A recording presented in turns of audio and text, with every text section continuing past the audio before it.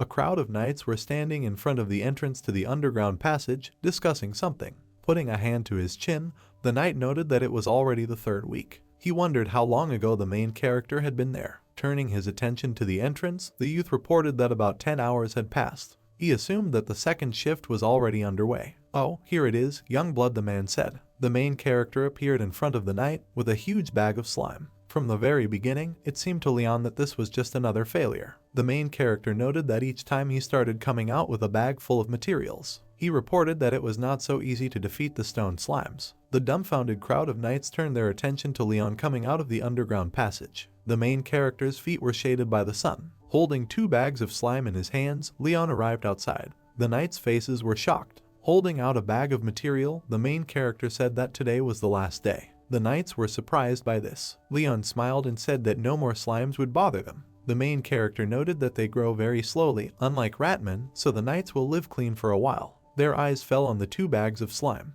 Leon said it was the last batch. The main character asked them to contact the Adventurers Guild to confirm the completion of the task. The 2 knights looked at each other in shock as Leon headed off into the distance. Slowly, the main character strolled along the city street. He asked Elsid if he was ready. Sacred Weapon reported that this was the case. Directing his gaze at Leon, he stated that all the power he had gathered while clearing the slimes was being used to activate the aura. Clouds drifted slowly across Blaine's sky. Elsid noted that this was a little earlier than he had planned. Leon listened carefully, then put his hands to his feet. Sacred Weapon stated that at first he thought it would take the main character longer to destroy the stone slimes, since they are magical monsters after all, but thanks to Leon's hard training, he managed to finish the task in no time. An image of the protagonist destroying the stone slime core appeared in his mind. Elsid noted that in this regard, their schedule has shifted by almost a month. He was extremely impressed with Leon's result. Folding his hands, the protagonist continued to listen to the Sacred Weapon. Elsid stated that in any case,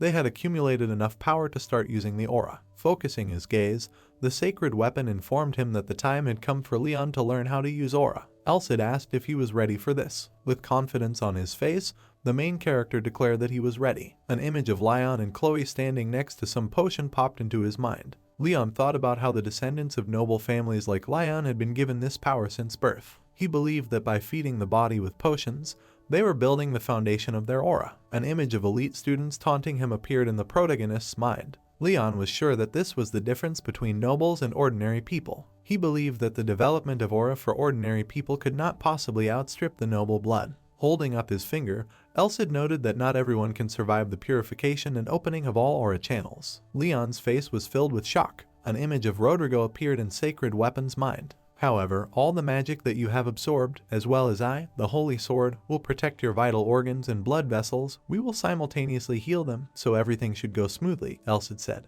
An image of a man deep in meditation appeared in his mind. He noted that the main character will still feel pain. With a serious look, the Sacred Weapon stated that if Leon fainted, then purification would be required. It won't work. He noted that the awakening of the aura depends only on the main character. Leon's face was filled with excitement. The exalted Elsid started activating his technique. The main character's face was shrouded in glints of light. He assumed that the swords in front of him were made of light. Mysterious weapons hung in the air. A mysterious weapon pierced through Leon's body, after which he cried out in pain. Streams of aura spread through his body, overflowing his body. Elsid continued to channel mysterious weapons into the protagonist's body. A bright light filled the entire room. Blood gradually began to drip from Leon's mouth. The main character's entire body was slashed by a mysterious weapon. Elsid stated that Leon must withstand 10 swords. The exhausted protagonist continued to suffer hellish pain. The Sacred Weapon believed that after that, Leon's aura would awaken. Elsid's gaze was directed toward the window, where the night was deep. With a serious expression on his face, he was confident that the main character would be able to do it. Blaine's sky was shrouded in bright stars. There were glints of light in Leon's eyes. He ordered aura to appear. The main character's entire body was shrouded in streams of powerful aura. Leon could feel the current that was circulating all over his body. He knew that all the power was moving in him. Overjoyed, the main character felt the feeling that he had become stronger than everyone else. He was ready to move mountains right now. Elsid glanced at Leon and said that it was only an illusion. The main character's face was shocked. Closing his eyes, Rodrigo noticed that Leon was a funny guy. He was surprised that the main character managed to awaken the aura so early. Putting a hand to his chin, Rodrigo didn't understand why he was looking so displeased. Pointing a finger at himself, he wondered if he was right. Rodrigo noted that in the end, everything went well. He believed that from Elcid's point of view, the stronger the hero, the better. With a smirk on his face, Rodrigo stated that everything the sacred weapon had done didn't bring them to the end result. He noted that the latter didn't even use force to show the holy sword, and he asked if the latter remembered it. He claimed to be the holy hero of Rodrigo. Rodrigo held up his finger and noted that Leon was his receiver. He asked him to stop interfering in this. Rodrigo asked him to sleep well and keep an eye on them. Elcid closed his eyes and waited. Turning his gaze to Leon, he informed him that he expected Leon to be able to withstand only 5 swords. Folding their hands, the sacred weapon claimed that they had managed to make its aura channels open.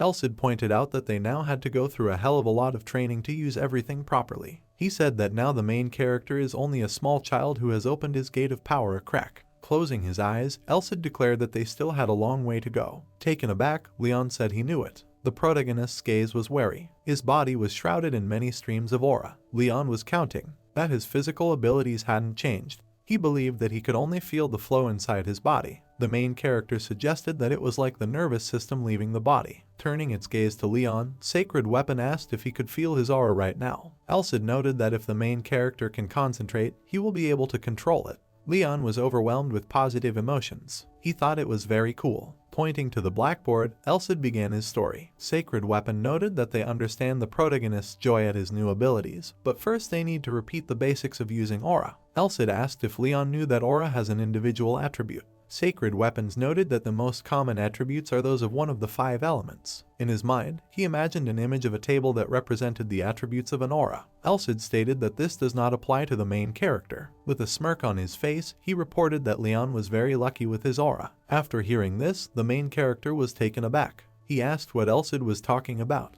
Closing its eyes, the Sacred Weapon stated that Leon's aura had the sun attribute. In his head, the main character imagined the image of a bright shining sun. Elcid spoke about light and fire. He noted that this is the highest attribute that represents justice. Leon's face was filled with shock. After hearing this, the main character jumped for joy. He was glad that he had the same attribute, the Kai of a legendary great hero. Lowering his hands, Elcid said that before starting the main part of the training session, you need to take stock. With just a flick of your finger, the Sacred Weapon provided a screen with stats. After which, the main character began to study his abilities. There were glints of light on his face. Leon was surprised that his stats were so different from last time. He noted that he hadn't started training the aura yet, and it was already level 3. Raising his finger, Elcid reported that Leon had used acceleration before he had even awakened the aura. The Sacred Weapon noted that the main character can use the aura sense. Memories of how his body was shrouded in a sense of aura popped up in his mind. Elc stated that this goes beyond the first 2 levels. The main character recalled how he used the sense of aura when fighting with Elmont.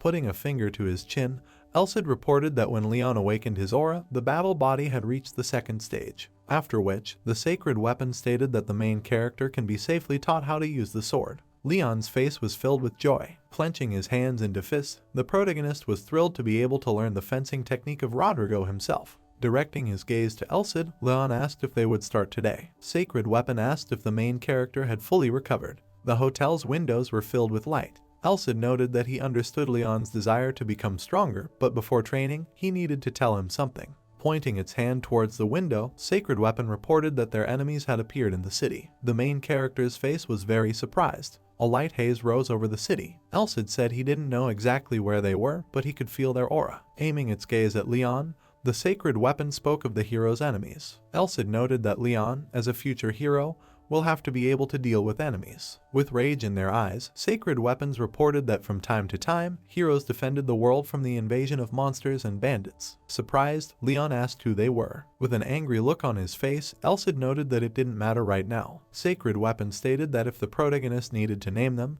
they could call them evil or devil's minions. Clenching his hand into a fist, Leon thought about the hero's enemies. Closing his eyes, Elcid felt that the main character was still too exhausted for new battles. Leon's face was frozen in place. Raising his fist in the air, the protagonist asked if he should still take the risk. He noted that he is determined to become a hero. Pondering, the Sacred Weapon turned its gaze towards Leon. Folding his hands, Elcid assumed that the enemies had been lurking somewhere for a while, which was why he couldn't sense them. Sacred Weapon thought that in about 2 months, they would start to move. With complete confidence on his face, Elcid said that for now, they would continue to destroy the monsters and train further, after which they would fight back against their enemies. Pointing its finger at Leon, The sacred weapon declared that from now on, it would know its true purpose by going through a sea of blood and hatred. The guild flag fluttered violently in the wind. Lee reported that she had received a message from the guards on the wall. She noted that after that, there was no news from Leon, which is why she was very worried. Being embarrassed, the main character put his hand to his head and assumed that he had kept himself waiting.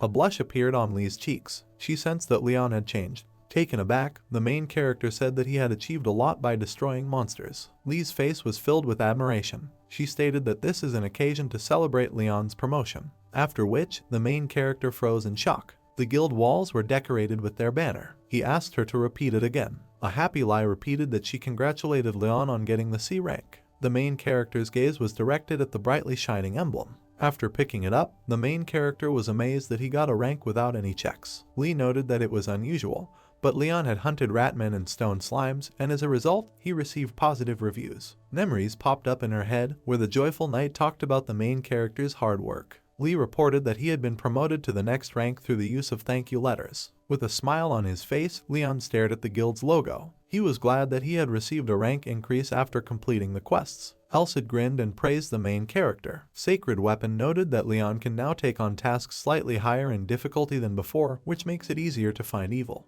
The joyful protagonist asked if he could now take rank C quests. Lai noted that he could do so from now on. The main character's face was directed at the C rank task sheets. In her mind, Lai was surprised that as soon as he got promoted, he decided to immediately take on the tasks. She believed that Leon was completely different from the steel adventurers who were here. Elsid's gaze was directed at the confused Lee. Sacred Weapon thought she was wrong. He was surprised by her divine aura and power. After the main character studied the tasks, he asked what Elsid thought about it. Sacred Weapon pointed out that there were several tasks that would suit Leon perfectly as training. He didn't think he'd seen anything unusual or new. Startled, Lee watched the protagonist talk to the void. Leon asked if he should focus on training. Clutching the task sheet to her chest, Lee asked if he needed a hint. She noticed that the main character takes on those tasks where there are a large number of monsters. Taken aback, Leon said that this was not the case. He put a hand to his chin, thinking. Pointing his hand in Lee's direction, the protagonist asked if they had any tasks related to the slums. Leon noted that not everyone takes on such tasks. Lee's face was filled with horror. She asked if the main character was out of his mind.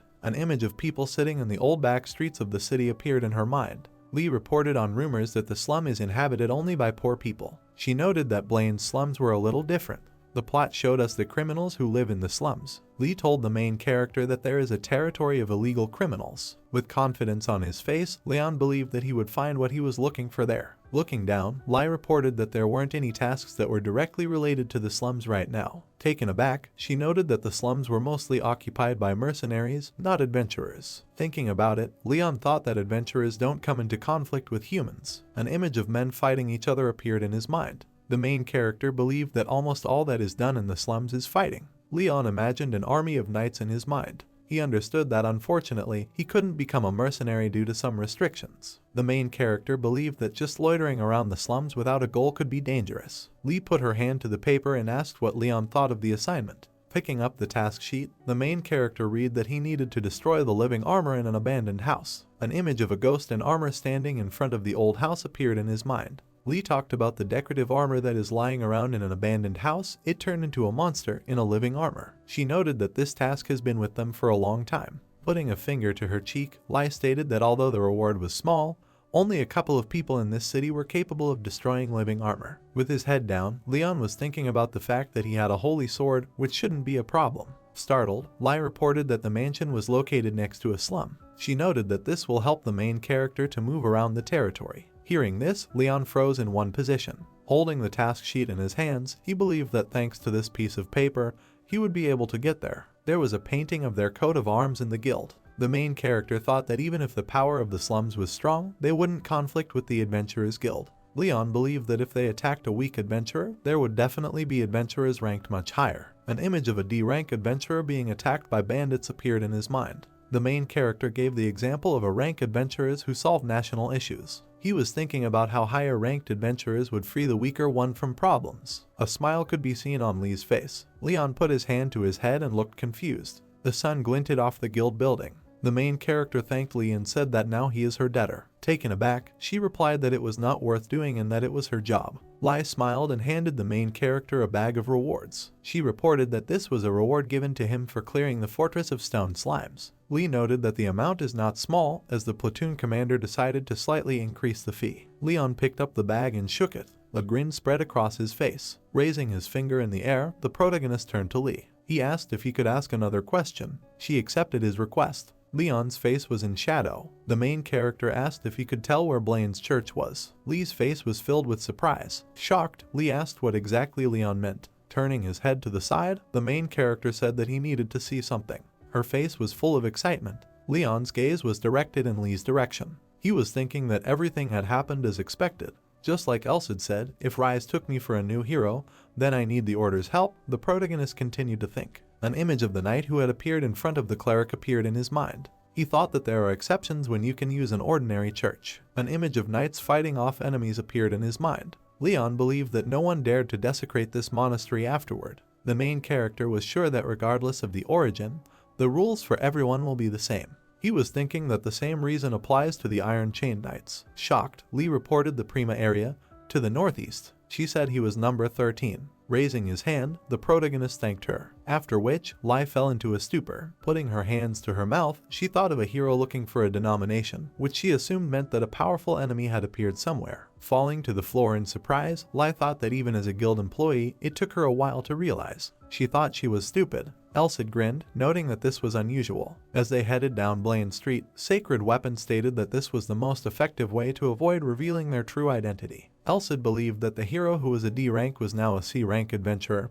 He guessed that this might cause a lot of suspicion. Holding up his finger, Leon stated that the main thing right now was to hide his identity. He asked if that was the case. The main character was sure that if the guild found out something about him, he would be in trouble. Therefore, Elsid is right, I should pretend to go to church, only as a last resort I can use it. Leon continued to think, closing his eyes. Directing his gaze to the hand where the holy sword mark could be seen, the protagonist thought that the seal of Elsid hadn't fully opened yet. He believed that in order to qualify for the title of Saint Sword Wielder, he needed to hone his skills and abilities. Clouds drifted slowly across Blaine's sky. The main character was talking about live armor. He asked if she was a monster in armor. Directing its gaze at Leon, Sacred Weapon reported that this wasn't quite the case. Elsid noted that living armor is a rare natural phenomenon. An image of an aura-controlled armor appeared in his mind. The Sacred Weapon claimed to be the power of magic or witchcraft. He also suggested that they were taught that the armor could move and live. In front of him, he imagined an army of magic armor. Elsid pointed out that they didn't know how to think, and that it was just a piece of iron that obeyed someone's whims. An image of a mage crushing enchanted armor appeared in Leon's mind. The main character asked if the creator could just remove his spell. Elsid pointed out that it would have made no sense then. In his mind, Sacred Weapon imagined a pile of rocks falling down. Elsid stated that removing a spell is the same as destroying your creation. Sacred Weapons noted that it was simply not profitable for them to do so. In his mind, Leon imagined the image of the wizard being crossed out with a sign. The main character believed that wizards were useless. Leon said they didn't care who was behind it right now. His gaze fell on the task sheet where the enchanted armor was depicted. The main character noted that this is an armor with a silver coating. Frozen in one position, Elsid wondered if he was such a light opponent, why he hadn't already been neutralized. Folding their hands, Sacred Weapons assumed that this problem would have been solved long ago. He believed that the armor was not simple. Leon's face was in shock. He began to stare at the image. Surprised, the main character assumed that the armor's regeneration ability was good. In his mind, Leon was thinking that from his helmet to his gaiters, he was broken, but he respawns in 10 minutes. An image of the man who had defeated the armor appeared in his mind, but after 10 minutes, it recovered. The main character believed that a simple weapon could not defeat him. With a smirk, the Sacred Weapon stated that it was. Elsid guessed that Leon was thinking that this armor was made of ordinary metal. Clutching the task in his hand, the protagonist stated that they would find out when they reached their goal. He asked Elsid to go there right away. The streets of the night city were shrouded in light from street lamps. Leon was shocked that this was a slum.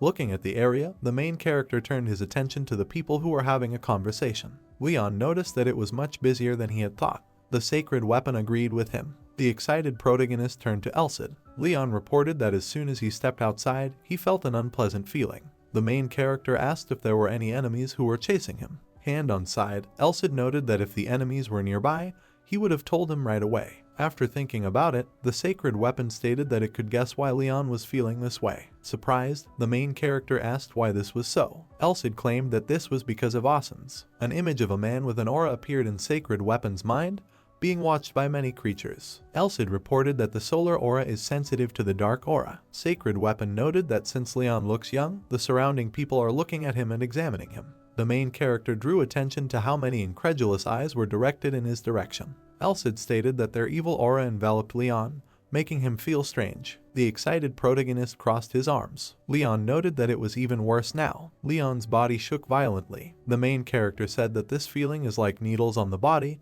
He thought that these views are terrible. The sacred weapon asked him to be careful, directing his gaze at Leon. Elsid stated that the evil aura wouldn't harm him, but some of them might be dangerous. Sacred weapon noted that people here were wary of strangers. The youth who was standing behind the wall was watching the main character. Elsid asked Leon to focus on the task and pay attention. The protagonist's face was filled with excitement. Slowly drifting clouds gradually covered the shining moon. Raising his head, Leon stated that this place was here. His gaze was directed at the ancient house that was shrouded in darkness. He noticed that the windows of the house were broken. Elsid reported that a living armor lived here. The walls of the house were shrouded in cobwebs. Leon supposed he should be here. In one of the rooms, there was an armor that was completely covered in spider webs. Suddenly, a mysterious red light appeared in the helmet. Opening the door, the main character froze in one position. His shadow stretched across the floor. Elsid took out the holy sword and said that he would help Leon. The room of the old house was covered with light, which was reflected by the weapon. Delighted, the main character noted that it is very convenient and all thanks to Elsid. The sacred weapon said that next time Leon needed to bring a flashlight. Elsid thought that the main character was lucky as there were no other people here. Grinning, Leon said that he would definitely bring a flashlight next time. The boy's eyes were focused on the darkness that shrouded the corridor. Elsid reported that the monster was coming. Enchanted armors appeared in front of them, holding weapons in their hands. A bright light shone in the monster's eyes. He plunged his weapon into the floor, after which it started to let out a strong roar. Grinning, the protagonist noted that this is the first time he has encountered an opponent who uses a halberd. His gaze was focused on the enchanted armor's weapon. The main character thought that the monster, swinging, strikes blows that are pierced through or just cut from the shoulder. Holding his sword in both hands, Leon prepared for battle. More important, he knew, was the fact that they were separated by a distance of 2 meters. Bracing himself, he traced the distance to the enchanted armor with his foot. The main character believed that the distance to overcome which he needs to take a few steps, the monster can fill only one length of the weapon. The enchanted armor charged at Leon. Having dodged his punch, the main character believed that such an advantage can only work if there is an owner. With a powerful attack, Leon broke the monster's weapon into 2 pieces. The halberd blade flew to the floor. The main character thought that with a hollow armor weighing 20 to 30 kilograms, no matter how powerful the halberd was, the enemy would not be able to crush it. With confidence on his face, the protagonist stated that this was the price for the monster closing the distance with its own feet. Attacking the enchanted armor again, the main character chopped off his arm. Frozen between the wreckage of his arm, Leon noted that there was more to come. With lightning speed, the main character cut the enchanted armor into small pieces. The remnants of the armor flew in all directions. Turning to Leon, Elsie asked if he had used acceleration. Sacred Weapon noted that if you didn't take into account the chaotic movements of the sword, it was pretty good. Putting the sword on his shoulder, the main character stated that despite this, he finished off the enemy in a few seconds. Leon added that somehow, thanks to mastering the aura, he is now able to wield the sword more freely than before. After directing his gaze at the armor fragments, the protagonist reported that the report said that even if the armor was smashed to smithereens, it would revive. Taken aback, Leon froze in anticipation. The remnants of the armor reflected the glare of light that came from the main character's sword. Leon noted what he had heard about such individuals, who have a high ability to recover. The main character wondered if this was the case. Elsid assumed that this information was incorrect. Drawing attention to the sacred weapon, Leon said that it was possible, but false reports were considered a second-degree crime by the guild. In his mind, he imagined a blackboard with pictures of criminals who were supposed to pay a high price for their capture. The main character noted that if because of this there will be cases with a fatal outcome, the guild will be the first to appoint a reward for the capture of the unfortunate informer. Leon's face was filled with excitement. Something was bothering him. The main character didn't know if there was anyone who would take such a risk just to avoid disciplinary punishment. Leon turned his gaze back to the remnants of the enchanted armor. The main character believed that the situation seemed strange to him from the very beginning. Leon had thought that living armor was an unpleasant opponent, but he believed that if the team was really combined properly, it would be able to withstand any number of opponents. Putting his hand to his chin, Elsid said that nothing came to mind. The sacred weapon suggested that there were some differences between the individuals. Leon noted that this is an option. Directing his gaze towards the glowing holy sword, the protagonist wondered if he should catch a few more pieces to test. Folding his hands, Elsid noted that he didn't need to go very far. The sacred weapon assumed that they were advancing from that direction themselves. Sounds could be heard from the depths of the darkness. A crowd of enchanted armors appeared in front of the guys. Thinking about it, the main character froze in one position. He put his hand to his forehead and said that he couldn't see anything. Leon asked if Elsid could add some more light. The indignant holy weapon wondered if he was a holy sword or a torch. The holy sword started to increase its glow. Suddenly, a bright light lit up the entire room.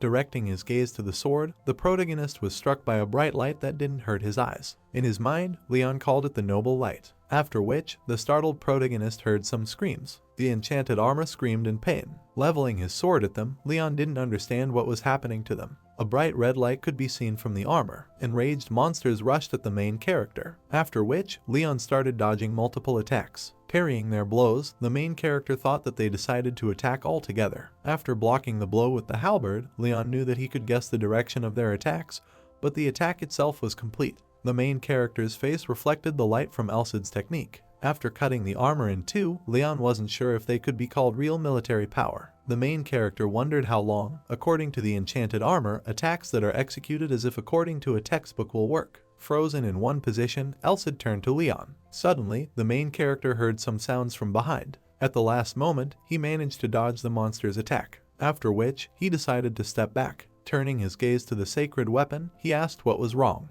Elsid reported that these monsters are not living armor. An ominous aura enveloped the monster army. Leon didn't ask who they were. With confidence on his face, Elsid asked Leon to use the essence contemplation technique. Sacred weapon noted that now the main character will see it through his eyes, after which everything will become clear to him. After focusing his vision, Leon applied the Elsid technique. The main character saw that mysterious monsters were placed in the armor. Leon didn't know where the smoke came from. In his mind, the sacred weapon imagined the image of a monster that was sucking the soul out of a person. Elsid reported that the black smoke is a kind of death breath, so if it touches Leon's body, it will consume his life force. Folding their hands, the sacred weapon noted that if there was a sun aura, then there was an opportunity to hold out. Elsid noted that when you come into contact with them, the main character should not expect something good. Taken aback, Leon guessed that was why they had such a reaction to the holy sword glow. When he closed his eyes, Elsid informed him that his guess was only half correct. In his mind, the sacred weapon imagined an image of black smoke coming out of the armor. Elsid reported that living armor is something that has no ego, no emotions, and even no vocal cords. Sacred weapon stated that the act of shouting was impossible. He thought about how the monsters had put their hands to their heads. Elsid reported that for this reason, the armor should not have screamed when it came into contact with the holy sword. Turning its gaze to Leon, the sacred weapon noted that only demonic creatures could experience such an aversion to the light of purification. An image of a monster wrapped in armor appeared in his mind. Elsid reported that they were looking at phantom armor. Sacred weapon noted that the number of them made his situation a bit difficult. Elsid told me that the armor is inhabited by spirits who have lost their peace. A memory of standing in front of the broken armor popped up in the protagonist's mind. Thinking about it, the main character believed that their emptiness turned into anger towards the living. The monster in front of him was connecting the armor together. Leon understood why the monster he had hacked to pieces hadn't been reborn. The main character thought that the armor, which is controlled by an evil spirit, is indestructible until the anger runs out. Leon knew that even if his shell was broken by force, he would only come back to life again and again. An image of exactly how to exorcise the evil spirit appeared in his mind. The main character believed that the only ways to subdue the phantom armor were to exorcise the spirits with powerful magic and break the connection between the spirits and the armor with the power of aura. After directing his gaze to the weapon, Leon was glad that he had the holy sword, which is the main sacred weapon. The main character felt that the number of monsters put him in a difficult position. In front of him was an army of phantom armor. Leon knew that if it was indeed a phantom armor that was infused with spirits, then it would be more profitable to retreat now and start the battle in the daytime. After directing his gaze at the monsters, Elsid stated that there was no doubt that the number of monsters was quite unusual. He was sure that they could not have appeared in such a mass by accident. The main character asked if it was an accident. With complete confidence, Sacred Weapons reported that they were dealing with phantom armor where defective items would continue to appear. Else pointed out that even if they were to use the correct magic formula, the fact that after countless failures, whether artificial or accidental, so many monsters have formed and successfully completed their reincarnation, the Sacred Weapon continued. At the moment when night fell on the street, evil spirits headed for the old house. Else had stated that this meant that countless spirits had arrived at this mansion. A look of shock appeared on the protagonist's face. He was amazed that so many people had lost their lives in this city. The enchanted armor was shrouded in evil spirits. Sacred Weapon reported that the activity level of evil spirits is very low. He noted that they cannot overcome long distances and also live for a long time. Else had said that they can't move from district to district yet. Directing his gaze to the Sacred Weapon, Leon guessed that they could only live in the slums. An image of a bloody gun and a bag of money appeared in his mind. The main character thought that this area is separated from the law and the authorities. Leon thought this was the only area that fit that description, namely a slum where you could get what you wanted with money or violence. The protagonist's face was filled with excitement. The main character knew that with his current experience, he wouldn't be up to the task. The holy weapon shimmered with a bright light. Leon believed that even a holy sword that could make the church itself move was useless if he couldn't figure out the purpose of the secret organization. Having prepared for the attack, the main character thought that he should think about this in the morning after returning. He understood that fighting strong enemies would help him become stronger himself. With just one punch, the protagonist pierces the enchanted armor. With multiple attacks, Leon cut the armor into small pieces. The main character's body was shrouded in a sacred aura. Outside the window, the sun was gradually rising. Else had thought that they had more or less managed to eliminate the spirits. Leaning on his sword, Leon agreed with him. Almost the entire house was littered with the remains of fallen armor. The exhausted protagonist noted that fighting while being intentionally surrounded was not so easy. Thinking about it, Else had guessed that it was due to Leon's blind spots. The main character reported that this is so. An image of his field of vision appeared in his mind. Leon reported that his viewing angle is quite high, but all people have a limit. The main character stated that no matter how he turns his eyes, he will not be able to see what is behind his back. Leon noted that he couldn't fight while standing against a wall all the time. The remnants of the armor reflected the bright glare of the sun. Else had agreed with him. After the Sacred Weapon spread its hands and reported that third-rate people are controlled by the conditions, and second-rate people adapt to the conditions. Holding up his finger, Else noted that first-rate people turn conditions into their strength. A grin spread across Leon's face. Heading for the exit, the main character noted that he would have to learn this because he wanted to fight in the slums. An image of dangerous criminals with a trap placed in front of them appeared in his mind. Leon knew that the level of danger there was much higher than in the sewers or underground tunnels. He thought he might encounter a trap in the middle of the path. Leon was sure that the people who set the trap would be aiming for his blind spots. Putting his hand to his face, the protagonist believed that if he continued to rely only on his eyesight, he might fall into a trap from which he would not be able to escape. Blaine's sky was covered in snow-white clouds. The people sitting on the street did not pay attention to the child who was standing in the middle of the street. The child's eyes were filled with tears, but suddenly, he noticed that a stranger was walking in his direction. At the same time, fear covered his face, after which, he pressed his mouth hard with his hands. A stranger was walking beside the frightened child. The people's faces were shocked. The guy said it was Khan. Khan himself was accompanied by a crowd of people. The guy mentioned that he is the head of the scumbags of the strongest gang in Blaine. The head of the gang was in his hideout. The man said that they had surveyed the 23rd and 25th districts, as Khan had requested. He noted that they did not see that at least one of the subordinates returned once there. All the gang members had the same hairstyle. Turning to Khan, the man said that the people around the estate were dangerous, so they did not get close. He asked if they should get closer. Listening to the man, the gang leader sat on a throne. Khan informed them that they need to continue observing from the same distance. He believed that if they got any closer, they would only attract unnecessary attention. After that, new members of the gang came to him with a report. They reported that they had analyzed the water that flows out of the 23rd and 25th districts. The man said that in addition to ordinary water, they were able to find blood, organs, and the like. A memory of collecting the remains of organs from the bloodied water popped up in his mind. He noted that there were a lot of human remains, after which they decided that about 30 people died in one day. Pointing a hand in his direction, Khan asked what the mage had said. The man believed that the mage's fame was a lie. He noted that even a black magic ritual would be less wasteful. Khan's face was filled with anger. Closing one eye, he ordered them to collect all of this and stuff it into a single report, as well as attach all the evidence that was enough to make the guild or church act. With a cry of surprise, the man said that even though they didn't know what they were doing there, the commission they were getting from human traffickers would drop if they did it now. The face of the guy standing next to him was covered with blood splatters. Dead, the man collapsed to the floor. With a wicked grin on his face, Khan stated that if you don't know when to stop, you die. He gave the example of a dead man. All the gang members were in shock. The guy was impressed by Khan's great technique. In his thoughts, he noted that he hadn't been able to notice anything. The guy assumed that their leader just shook his hand. An image of a mysterious sect appeared in Khan's mind. Khan stated that these pathetic worms are not like them. He pointed out that they won't be able to use them, so they shouldn't even try. Khan felt that forming a relationship with them would only hurt. Pointing his finger at the startled young man, he said that he didn't care who they were, cult fanatics or spies from another country. Khan felt that there was no reason to get involved with them. An image of the church army appeared in his mind. He said that they will come to an end if the church starts taking direct action. Khan thought they were pushing them into a corner of the continent just because they were sharing money with them. A grin appeared on the faces of the gang members. The head of state said that the church's hangman squad Knights of the Sacred Iron Chain will do this. Closing his eyes, Khan informed them that they would retreat for this reason. The head asked if there was any more news. The guy reported that this is so. In his mind's eye, he imagined an old house teeming with evil spirits. The guy reported an abandoned estate that is located at the entrance to the area. He told Khan about the rumor that an adventurer had come there on request. The headmaster's face became alert.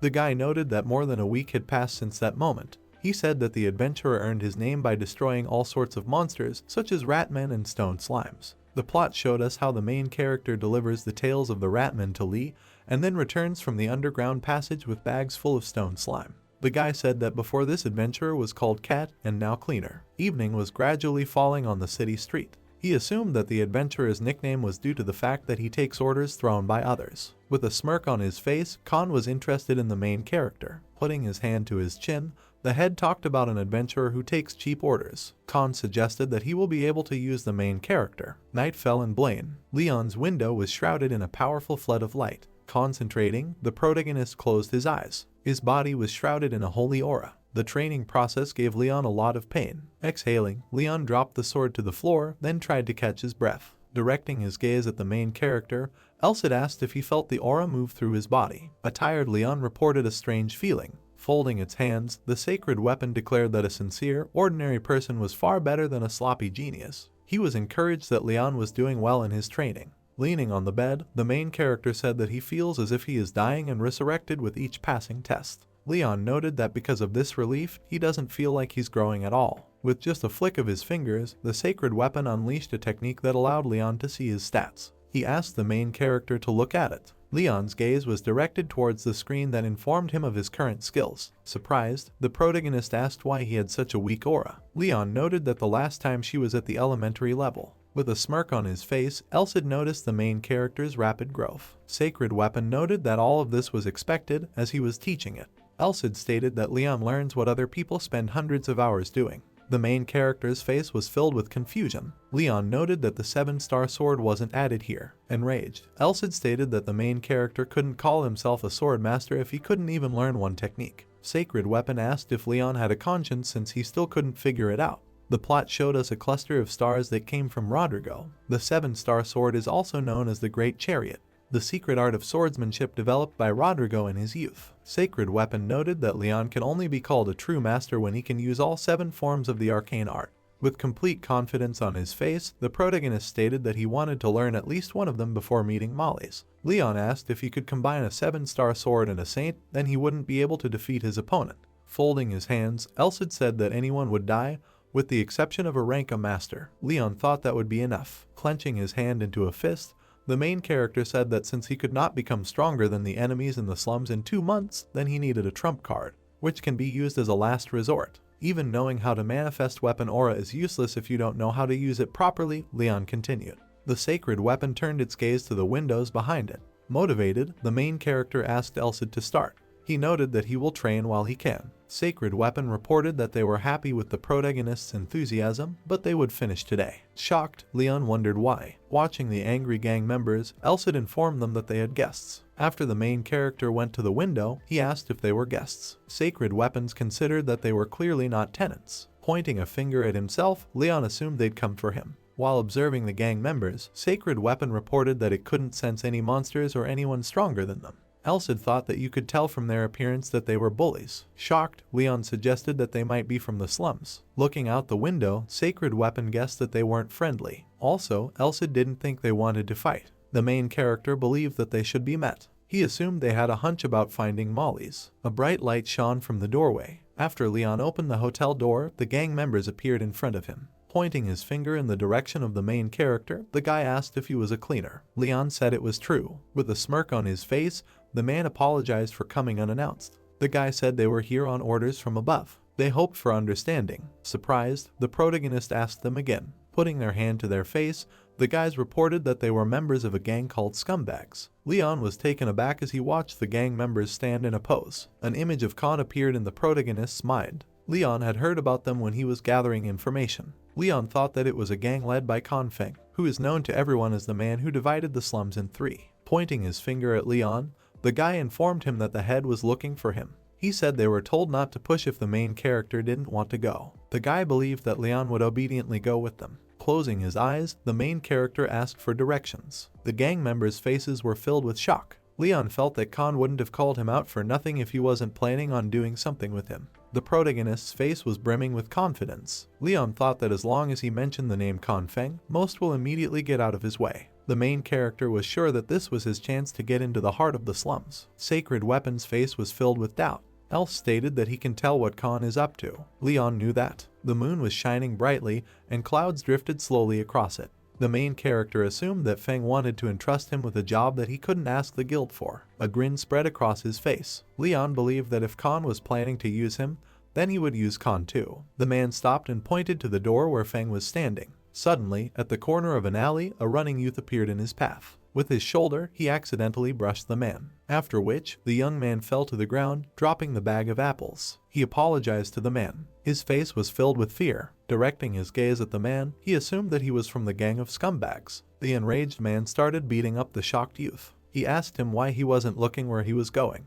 The main character's face was filled with hatred. Turning his attention to Leon, Elsid ordered him to be patient. After looking at the main character, Sacred Weapon stated that he needed to be careful with his emotions. Elsid believed that if Leon showed bloodlust in front of Khan, he wouldn't get anything. Closing his eyes, the protagonist froze in one position. Calming down, Leon said that he would be more careful. The night sky was shrouded in stars. Heading after the man, the main character realized that this was the base of Scumbags. Their headquarters was a mess. Elsid wondered if they knew about the cleanup. Leon turned his gaze to the blood splattered on the walls of the house. Turning to the sacred weapons, the protagonist suggested that it looked like they weren't being deliberately killed. Elsid thought it was a classic form of intimidation. The gang leader was standing behind Leon. With a smirk on his face, Khan asked if he was a cleaner. Alert, the main character unsheathed his sword. Leon then attacked Feng. Khan deflected the main character's attack with a chuckle. With a smirk on his face, Feng stated that the nickname cleaner didn't suit him. The main character's face was filled with shock. Enraged, Khan swung his fist at Leon. The main character froze dead in one position. He thought he might die. Feng's powerful punch caused dust to appear everywhere. Khan stopped his fist a centimeter away from the protagonist's face. Leon's nose started to bleed. Drops of blood gradually began to drip onto the floor. As he continued to stand there in a stupor, Leon didn't think he could have dodged it. The main character was shocked by the terrifying power just from the wind pressure alone. Leon believed that if Khan had finished the punch, his head would have been gone. The main character asked if he was a fan. With a confident expression on his face, Khan said that Leon has a lot of guts. Feng thought that the main character was weak, as his rank was only C. Khan gave Leon a light slap on the chest and said that was enough. Feng said that he had made up his mind about the main character. After cleaning the blood from his nose, Leon asked what exactly Khan had decided. Feng turned away from the main character and talked about his mission. Khan asked if Leon had realized that on the way here. The protagonist's gaze was directed at Feng's back. Khan stated that he will give Leon what he wants. Leon asked what exactly Feng wanted to give him. With a smirk on his face, Khan revealed that he knew about the main character's past. An image of his academy appeared in the main character's mind. Feng reported that Leon had always been ranked second among the commoners for the past 2 years. After Khan raised his hands, he pointed out that the main character is a guy who defeated inept nobles with his own hands, after which he decided to drop out of school and join the Adventurers Guild. Feng noted that now, in order to gain more experience, Leon takes on simple tasks to become one of the strongest people. The main character's face was filled with shock. Leon was surprised that the slum leader had complete information about him. Closing his eyes, Khan revealed that he understood why the main character dropped out of the academy. Pointing his finger in Leon's direction, Feng stated that he himself also didn't want to ever become a knight to serve the nobles. Khan also mentioned that he didn't want to obey anyone. Hearing this, the main character was taken aback. Feng believed that after Leon defeated the nobles, he decided to become an adventurer. In the main character's mind, there was a memory of how he defeated a member of the gang of the second son of the Count. Khan noted that unlike those who are chasing money, Leon is trying to go all out in order to become even stronger and more influential. The main character recalls how he deals a decisive blow to Elmont, after which Helmut announces his victory. Feng believed that this was the reason why Leon had managed to raise his rank to C after completing just 2 tasks. In the main character's mind, a memory surfaced of how he dealt with ratmen and stone slimes, after which a joyous lie hands him the guild emblem. Khan asked if he was right about that. Leon's face was filled with shock. Holding up his finger, Feng said that if Leon wasn't so stingy about money, then he was right after all. Khan suggested that the main character originally had one goal. With confidence on his face, Feng declared that it was Leon's honor. Khan believed that the main character wants to prove the aristocrats wrong, and then show them what is above their status and rank. With a smirk on his face, Feng stated that in this criminal slum, the main character followed his call. Half of Khan's face was in shadow. Feng informed him that if Leon accepted his terms, he would fulfill his most cherished wish. After which, the main character froze in thought. Taken aback, Leon didn't understand why Khan was so insistent. Putting a hand to his chin, Elsad thought it sounded strange, but it was a good idea. Judging from the tasks I've completed, I didn't have any thoughts of chasing glory, the sacred weapon continued. In his head, the main character imagined how he raised the sword above his head at the moment when Lee admired him. Leon thought that even she had mistaken him for a hero. A grin appeared on the protagonist's face. He didn't think he had any reason to explain himself right now. Feng continued to watch Leon. The main character believed that Khan did not even know that he was his enemy. Leon suggested that if Feng thought he wasn't threatening him, then it could be used for his own purposes. Extending his hand, the protagonist noted that this sounds very interesting. After which, Khan warmed his gaze. Gradually, the clouds moved towards the shining moon. Feng reported that people in the slums are very wary of strangers. Khan felt that this was why there was no point in refusing his help. After saying that, he brought the bottle of alcohol to his mouth. Slamming the bottle down on the table, Feng declared that the weak ones here were the first to die. The boys were sitting at the table, having their own conversation. Khan noted that those who survive try to become one of the strongest. Feng said that this is how life works in the slums. Khan revealed that 3 or 4 months ago, when the exiles were becoming more numerous, he did not pay much attention to them. An image of masked men surrounded by intense flames appeared in his mind. Feng noted that the exiles hadn't started taking the 23rd and 25th districts in their area. Khan reported that in this way, they had about 200 new corpses every night. At this moment, the main character remembered the living armor. Leon thought that it was an evil that had taken up residence in the mansion as a living armor. Feng held up 3 fingers on his hand. Khan revealed that there are 3 people who rule in this slum. He told me about a pawnbroker who was given the name Golden Pig. The plot showed us Simon, who was surrounded by untold riches. Also, Feng told Leon about an unknown killer that no one knows. The story introduced us to the Undertaker, around which there were crosses. Pointing to himself, Khan revealed that he stands at the top of it all. The main character remembered that when he first saw him, he could not recognize him as the main character. Feng reported that the 23rd and 25th districts were Simon's. A memory popped up in his mind in which the hooded man was enveloped in flames. Khan told Leon that at that time, there was a fierce battle that killed more than 200 people and Simon suffered huge losses. Feng noted that in the end, he decided to fight them back, after which, he sent out almost 500 mercenaries from D to B rank. An image of a huge army appeared in his mind. Khan's eyes were filled with worry. He said that all of them were destroyed. Shock enveloped the protagonist's face. Looking at Feng, Leon asked how this could have happened. Khan has stated that he doesn't know this. Covering his mouth with his hand, the protagonist reflected on the colossal power that was required to destroy such a large number of mercenaries. He believed that the Empire should have been watching this. As lawless as the slums are, this is beyond reason, Leon continued to think. A memory of fighting the enchanted armor army popped up in his mind. The main character believed that if you believe Khan's story, then this explains the reason why all sorts of phantom creatures appear in an abandoned house. Feng noticed that there was no alcohol left in the bottle. Khan said that anyone who tried to find out was simply killed. He noted that this affected everyone except him. Clutching the bottle in his hand, Feng assumed that their piglet was scared. Khan thought he decided to stand back and watch. Feng noted that no one is going to interfere in this war at the moment. The main character's face was frozen in one waiting position. Well, if it wasn't for me, there wouldn't be a wet spot left, Leon mused. Directing his gaze to Khan, the main character asked if there was any point in continuing. Feng noted that it would be rude of him to do so. He said that he decided to trust the main character, pointing a finger in his direction. Khan called him an adventurer who chases fame. Wary of his gaze, Feng told him that he had been studying it for a while and had learned something. Khan noted that in the face of fear, Leon does not lose heart, but goes forward without giving up. He felt that if the main character was really like this, then he should join him. Putting his hand to his chin, Leon said that Khan might trust him with some kind of contract killing. The main character suggested that through him, Feng wants to attract the guild. A smirk appeared on Khan's face. With a smile on his face, he called Leon a smart guy. Feng believed that it was better to have one of the guild members on hand rather than 100 unintelligent subordinates. The main character reported his unwillingness to participate in this project. Leon understood that Khan didn't want to give up his position and lose men in the fight against the vagabonds. Feng closed his eyes and leaned on the sofa. The main character believed that this is the reason why Khan borrows power outside of the slums. Leon wondered if Feng was really going to use him, who had only recently joined the guild. The main character was sure that by doing so, he would create even more problems on his head. Opening one eye, Khan turned his attention to Leon, after which, the main character wary of his gaze. Leon believed that Feng would become a very big threat in the future. The main character asked a question about attracting a guild. Pointing a finger at the documents, Khan asked him to look at them, after which Leon picked them up. A look of shock appeared on the protagonist's face. A memory of an ancient manor popped up in his mind. The main character was surprised that the document that Khan showed him was proof that the people in the slums were victims of evil spirits that destroyed them all. Elsid's face was filled with emotion. He reported that there were hundreds, and in the worst case, thousands of victims. Putting his hand to his mouth, the main character thought that he was going to throw up. Leon understood that they were in a blind spot of the law, so if they disappeared, the country wouldn't suffer much of a loss. Shocked, Leon hadn't thought that such terrible things were happening in Blaine. After which, the main character clenched his fist with all his might. The sacred weapon spoke to Leon.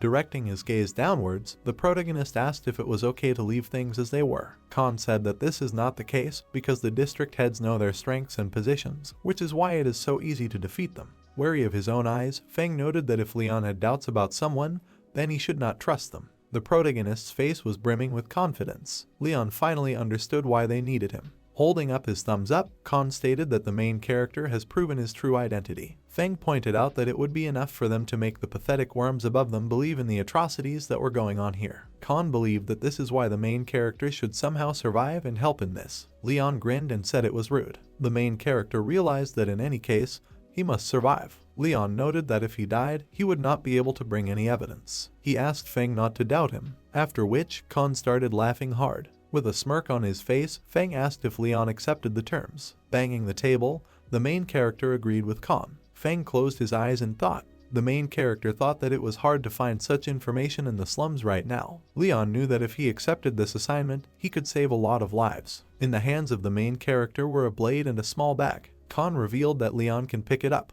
Drawing the weapon, the protagonist realized that it was a dagger with his mark engraved on it. With a malicious grin on his face, Feng stated that if anyone was going to push Leon, he should just show them the mark. Khan pointed out that if the situation calls for it, then he should cut the most expensive thing they have. Leon threw the gun on the floor and said he didn't want to take it. Outraged, Feng asked him to be a man. Opening the bag, the main character saw magic scrolls. Khan smiled and asked Leon to let him know if he needed anything. Feng pointed out that if he didn't need them, he could just sell them. Khan stated that the main character can consider this as a first advance. Leon lowered his head and asked one last question. In his mind, a memory of Feng pointing his fist in his direction appeared and then froze in one position. The lamplight flickered across Leon's face. The main character asked if Khan had thought about stopping from the very beginning. After which, Feng wary his gaze. With a smirk on his face, Khan revealed that this was not the case. Blaine's night sky was shrouded in bright stars. The windows of the headquarters were filled with light. The main character was on the bed. An image of Feng appeared in his mind. Thrilled, Leon thought that Khan was incredibly strong. The main character understood that he needed to train more to become stronger. Turning to the sacred weapon, he asked if he had any guesses about the documents. Elsid reported that it was so. An image of a man with a mask covering his face appeared in his mind. Sacred weapon said that he wanted to clarify everything in more detail. He pointed out that dark magic was out of place here. Elsid thought it was a lot more serious than they thought. On Leon's desk were a blade, spell scrolls, and documents. The main character suggested that he should see it with his own eyes. The sacred weapon stated that this was the case. Thinking about it, Leon knew it wouldn't be easy. The protagonist was thinking of infiltrating the area where 500 mercenaries were killed. Leon wondered if this was an assignment for professional fighters. Getting out of bed, the main character said that he needed an assistant. Leon believed that this person should not be fixated on money, who has talent and is able to become his support without any hesitation or doubts. Surprised, Elsid asked if the conditions were too high. Leon gave them a thumbs up and said that wasn't the case because no one would ask them there. The night sky of the city was covered with stars. Sacred Weapon pointed out that if it was that simple, then he wouldn't mind. The main character asked if 13th Street was in this area. Blaine's morning sky was overcast. Leon's face was filled with shock. In front of the main character was an ancient church. His gaze was directed at the elder who was sitting in front of the church. Leon didn't understand why there was a church in the slums. Elsid noted that priests had long been sent to such places. An image of a priest offering his prayers to God appeared in his mind. The Sacred Weapon reported that those who are blinded by money are easily tempted. He noted that those who are obsessed with lust and debauchery are easily manipulated.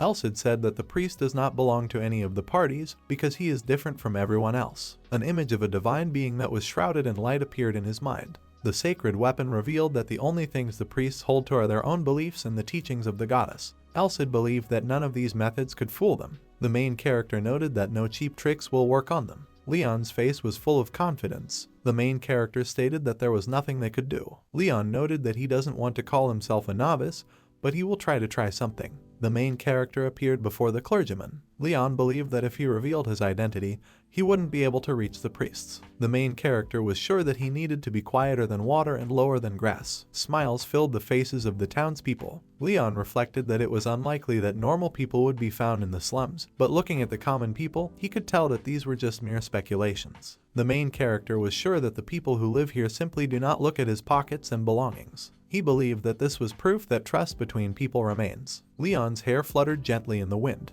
The main character wondered if this could be called the influence of the Holy Church. Leon was wondering who the bishop in the slums was. After he arrived at the entrance, the protagonist knocked on the door. The man asked who was there. Taken aback, Leon introduced himself and said that he was an adventurer. He noted that he had something to say to the bishop. Suddenly, the main character felt something strange. His body was covered in a mysterious aura. Leon guessed that the aura reacted like this to the person behind the door. Opening the door a crack, the light shrouded the man's robe. A clergyman appeared before the main character. His body was covered in a sacred aura. He explained that he was the bishop in charge of this place. The man said his name was Jezar. Leon was shocked to see an elf in front of him. In his hand, Jezar held a mug of hot tea. The children were sitting in one of the rooms of the church. Jezar assumed that the protagonist was shocked to see Bishop Elf. Leon pointed out that this was not the case. Raising his hand, the bishop said that he understood. Jezar noted that many people are surprised when they see an elf in front of them. The bishop said that the goddess loves all races equally. Jezar noted that this is the reason why he decided to dedicate his life to the church. The main character's mug was slowly steaming. The bishop said that he was well aware of Leon's exploits. The bishop said that the main character got rid of the monsters of the sewers and under the fortress walls. A small smile appeared on his face. Jezar reported that thanks to Leon's hard work, their water supply had improved significantly. The bishop noted that in this regard, fewer people began to develop infectious diseases. Jezar stated that the goddess is also happy with the main character. Taken aback, Leon thought the bishop was exaggerating. After which, Jezar's eyes narrowed. "You said you have something to say to me, right?" the bishop asked. Leon's face was frozen in place. Holding out the documents, the protagonist asked if the bishop could take a look at them. After which, Jezar began to study their contents. His eyes were filled with anger. The bishop believed that they should not delay in such situations. Leon was taken aback when he heard this. Jezar's hands reflected the sunlight. The bishop noted that the source of information raises questions for him. Jezar considered this document very questionable, so he said that he would ask trusted people to conduct a second investigation. Putting his hand to his chin, the bishop said that for this reason, his answer would be delayed a little. Leon said he understood that. Holding out his hand, the protagonist said that he was looking for someone who could investigate the 23rd and 25th districts with him. Leon asked if Jezar could recommend someone. After a moment's thought, the bishop said that he didn't have any armed adventurers in mind. Leon's face was covered in beads of sweat. Jezar said that he knows people who can be a support or auxiliary force. The bishop didn't think these people were capable of anything more. Frustrated, Leon turned his gaze downwards. He was upset that his last hope was gone. With confidence on his face, Jezar declared that he could go on his own. The main character's face was filled with shock. Turning to Leon, the bishop said that he could entrust his work to someone else. Jezar pointed out that he could therefore go with him. He said that his position was in no way meant to avoid the dark forces. The main character didn't know if Jezar could fight. Leon thought that at most, he expected to see adventurers equal to him, not a bishop. The excited protagonist asked if Jezar was sure about this. The bishop's face was filled with doubt. The bishop held out his hand and asked if Leon didn't trust him. The main character froze in anticipation of further actions. Pointing his hand to the side, Jezar concentrated before starting to cast the spell. His hand was covered in a powerful red aura. A fiery aura appeared in the bishop's hand. The light from Jezar's technique enveloped the entire room. The main character beheld an aura reaching the limit of density, which seeps out and burns the surrounding atmosphere. Leon understood that this technique that could tear even mithril apart was like a piece of paper. Being blinded, the main character covered his face with his hand. Alcid pointed out that judging from the speed of activation, it could be assumed that Jezar had mastered the technique through countless hands-on experiences. The holy weapon believed that the bishop could be compared to Khan in terms of strength. In that moment, Leon realized that Jezar was a bishop for a reason. After finishing the demonstration of his abilities, Jezar asked what the main character thought about it. The bishop asked if Leon thought he shouldn't cling to him. Taken aback, the main character said that he was worried about the fact that, just the same, he would have to cling to the bishop's hand. Leon's words made him laugh. The bishop noted that it is not necessary to praise him too much. An image of a powerful army of clerics appeared in his mind. Jezar said that even 50 years ago, he was a member of the Holy Iron Castle Knight Order. Right now, he's just a sick old man. The main character was shocked that the bishop belonged to the Knight Order of the Holy Iron Castle. Leon thought about what Jezar had said about being part of the strongest order on the continent. Leon shook the bishop's hand and said that he sincerely counted on him. Jezar believed that he was the one who should count on the main character. Moving to the other room, the bishop said that he needed to get his weapons. He asked if Leon could wait for him in the courtyard. The main character agreed with him. Encouraged, Leon was extremely happy to be working together with a talented man who had once served in the Order of the Iron Castle. The main character believed that being near the bishop, he gets the feeling that he got 1,000 soldiers and horses in one fell swoop. An image of Jezar holding a bow appeared in his mind. Leon hoped the bishop's weapon was a bow, like a wood elf's. Closing her eyes, Elcid called him the most naive. The holy weapon asked him if he had seen the massally on the bishop's arm. The massive mace clattered to the ground. With a smile, Jezar held his formidable weapon in his hands. The guys were shocked. Together with Leon, the bishop headed towards the huge stone. Readying himself, the bishop began to spin his weapon, after which he released the mace towards the stone. The stone opposite them was shattered to splinters. Jezar noted that it had been a long time since he'd handled his expensive weapon. The bishop said that he enjoyed smashing the heads of heretics with this mace. Even now, so many years after leaving the front line, Jezar noted, his blood still boils when he thinks about the past. After hearing this, the guys' faces were shocked. The bishop said that this was the destruction of evil and at the same time the eradication of sins. Turning his gaze to Leon, Jezar informed him that the goddess would also extend her protection to their temple. The bishop asked if he was right. The startled protagonist assumed that this would be the case. With a smirk on his face, Jezar stated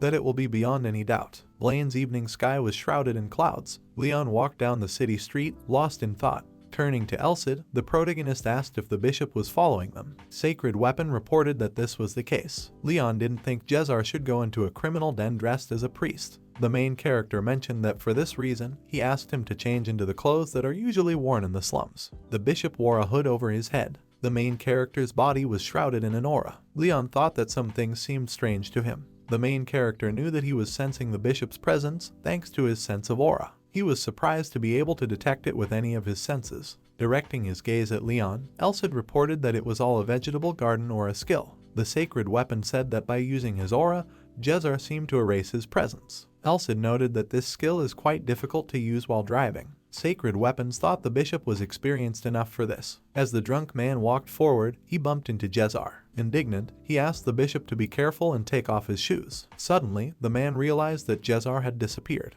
Elcid guessed that the bishop had a lot of experience in disguise. Leon turned his head and reported that he could sense his absence with his aura sense. The Sacred Weapon suggested that this was due to the properties of Leon's aura. Elcid reported that let the bishop be erased by the aura skill, and no one should have his presence. Sacred Weapon noted that depending on the characteristics inherent in a particular aura, situations may arise that go beyond this limitation. An image of the sun towering over the main character appeared in his mind. Elsid told Leon that his attribute was the sun. He assumed that judging from the main character's reaction, Jezar's attribute was moon. An image of the bishop appeared in his mind, with the moon above it. Sacred Weapon noted that the reason why the protagonist can sense the bishop's presence is because in his eyes, which are the owner of the sun attribute, the opponent's concealing skill is his weakness. In his head, the main character imagined the sun and moon being next to each other. Leon assumed it was a coincidence, or an unavoidable fate. After finishing their journey, the guys stopped in front of the entrance to the 23rd district. At the moment when the main character took out the blade, Elsid noted that Khan's dagger came in handy. Leon said it was true. The eyes of the local bandits were fixed on the newly arrived guys. Leon stopped and pointed at the mark on his dagger. The main character was amazed that as soon as they just showed the dagger to the bandits who met them on the way,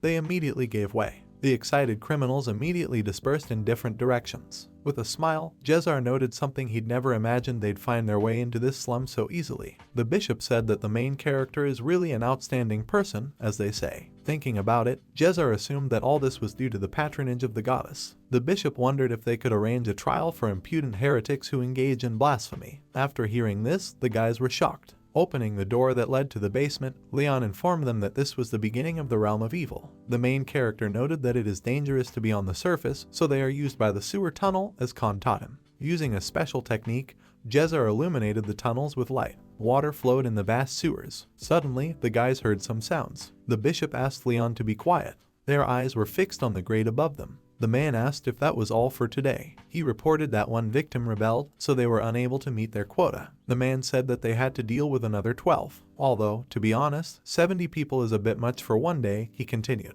Leon's face was in shock. The man noted that even if it was possible to deal with everyone before midnight, the ceremony can continue further until dawn. A bloody body lay above them. He said that all the trouble fell to them. Rage enveloped the protagonist's face. He was shocked by the ceremony of 70 people a day. Leon couldn't believe that they had been killing so many people every day for months. He thought it was an unforgivable act. Pulling out his mace, Jezar announced that he would go ahead. Then, with the help of his weapon, he broke through the ball of the sewer. The bishop pointed the mace at the man. With a single swing, Jezar knocked him down. After getting out, the main character saw how the bishop managed to deal with two opponents. Jezar remembered that they were planning to sneak in secretly. Mysterious red smoke began to emanate from the stranger's mask. With a powerful blow, the bishop aimed his mace at the stranger's head, after which, his face was thrown into shock. Jezar's weapon stopped a centimeter away from the stranger, who blocked the attack with a magic shield. Many small protective barriers appeared around the stranger. He stated that I don't work against this armored sword. From behind the shield, the stranger asked if they had dared to attack. He believed that the guys wanted a quick death. How wonderful it all turned out, we just missed the same thing, the stranger continued. After which, his head flew off his shoulders with lightning speed. With just one attack, the main character took the head off the stranger's shoulders. Leon's face was flickering with color. Calling the main character a pathetic worm, the man asked if the one he dared to disturb knew. At that moment, Jezar's hands went to the side of his neck. Instantly, the man's neck was broken. After which, the members of the secret organization fell to the floor. The bishop's face was filled with joy. Jezar was surprised that the main character had already managed everything. Leon asked if the bishop should say such things. Putting his hand to his head, the main character noted that the members of the secret organization had good weapons. Jezar noticed that Leon had gotten his hands on their weapons. The bishop believed that he was thus able to ignore their witchcraft tricks. After the bishop's words, the main character fell into a stupor. Turning to Elsid, he asked him what he thought of it. Sacred Weapon stated that this was exactly how it was planned. Raising the weapons above him, Elsid revealed that he had cast a special spell on them to change his current appearance. Sacred Weapon noted that because of this, other people saw an ordinary sword like the one used by scumbags. Closing his eyes, Leon pondered on the holy sword that was too luxurious. The main character believed that anyone who was familiar with the Holy Order or Holy Emperor Rodrigo would be able to recognize that it was a holy sword just by looking at its shape. An image of Rodrigo holding a sacred weapon appeared in his mind. Leon didn't know what else to do. The main character believed that their penetration could not be considered successful. He noted that they were able to harvest a large harvest, revealing the true nature of the enemy. At that moment, Leon was reminded of a stranger who had a magic barrier placed in front of him. The main character stated that they had no more clear proof than the use of witchcraft, which is prohibited by the church. Thoughtfully, Jezar put a finger to his chin. The bishop believed that their secret infiltration had not failed. Smiling, Jezar noted that it was like a murder with no witnesses. The bishop wondered if they exterminated everyone, it wouldn't be considered a secret infiltration. According to Jezar, the main character fell into a stupor. Their eyes were fixed on the old iron door. Leon suggested that the bishop go there. After hearing his suggestion, Jezar agreed with him. After that, the guys threw open the old iron door. Their eyes fell on the many scattered skulls and medical instruments that were covered in blood. Horrified, the protagonist put his hand to his mouth. He thought the sight was like a nightmare from a dream. Leon was amazed at the number of people who were sacrificed. The main character couldn't understand how much pain they were experiencing here. The holy weapon's face was frozen in one position. He tried to cheer Leon up. Directing his gaze to the shocked protagonist, Elsid noted that this horror is not something you can get used to. The sacred weapon asked Leon not to turn his back on the tragedy. Elsid stated that even if everyone forgot, the hero should remember it.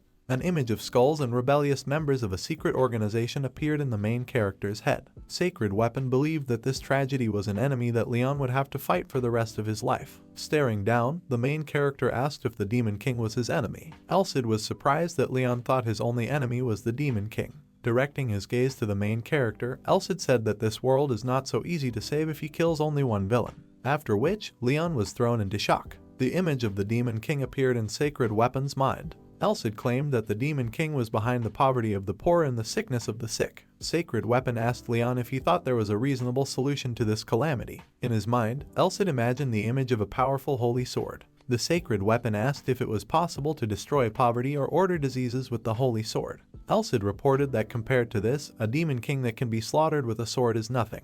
With confidence on his face, he stated that a hero is someone who tries to make tomorrow a little better than today. Sacred Weapons believed that this was the goal and duty of a true warrior. Elsid pointed out that this was the reason why they had to fight endlessly. He asked the main character not to look away, no matter how terrible it was. Leon's face was filled with anger. Sacred Weapon reported that only when the main character can stare at such horrors, then he will be able to cut off the root of evil. Calming down, Leon exhaled. Half of his face was covered with hair. In his mind, he was glad that he could finally talk about himself. His eyes were fixed on Jezar. The main character was amazed that the bishop, seeing such a terrible sight in front of him, was able to make a decision in a matter of seconds. He was shocked by his willpower. Leon's eyes narrowed as he turned to Jezar. The bishop reported that the space they had just passed through was just a room where members of the organization disposed of corpses. Jezar guessed that this was the beginning of a truly properly fortified area. An image of one of the organization's members appeared in the main character's mind. He knew that there were at least two enemies ahead. Leon thought that if they entered blindly, they might be in big trouble. At that moment, the main character remembered Khan's words about the things he gave him. Taking a scroll out of his bag, Leon reflected that if possible, he wouldn't want to use it. After which, the main character began to study the contents of the scroll. Suddenly, the print on the sheet began to activate. Surprised, Jezar asked if it was a scroll. As he concentrated, Leon's body was covered in a powerful aura. After studying the scroll, the main character used the insight technique. Elsid was overjoyed and suggested that the magic gave the user a temporary ability to see through the walls of space. A bright red light was coming out of Leon's eyes. Sacred Weapons believed that this way, they would see their full background. Activating the technique, the main character began to explore the place where the members of the secret organization were located. On the scroll, the aura from Leon's technique sparkled. Blood gradually began to drip onto the floor. Startled, Jezar ran up to the main character. Holding his hand to his face, Leon said he was fine. The main character noted that the underground layout does not seem so spacious. Leon reported that there were about 24 people in all the rooms. The main character told that east, west, south, and north go in order. His gaze was directed at the members of the secret organization who were having a dialogue behind their backs. Leon was talking about the 10, 5, 5, and 4 other people who were there. Focusing his vision, he watched the man who was heading forward, after which he directed his gaze towards a certain room that was located underground. The main character reported that in the center there is an impenetrable room, the entrance of which was in the east. After wiping away the blood, Leon asked Jezar if he thought there was a core in there. Warily, the bishop assumed that this was the case. Jezar noted that it is not necessary to exclude that there may be a trap that is based on this guess. The bishop explained to Leon the basic strategy of outsmarting the hunter. An image of a fishing rod appeared in his mind. Jezar pointed out that nothing is more common than the logarithm of the inverse action.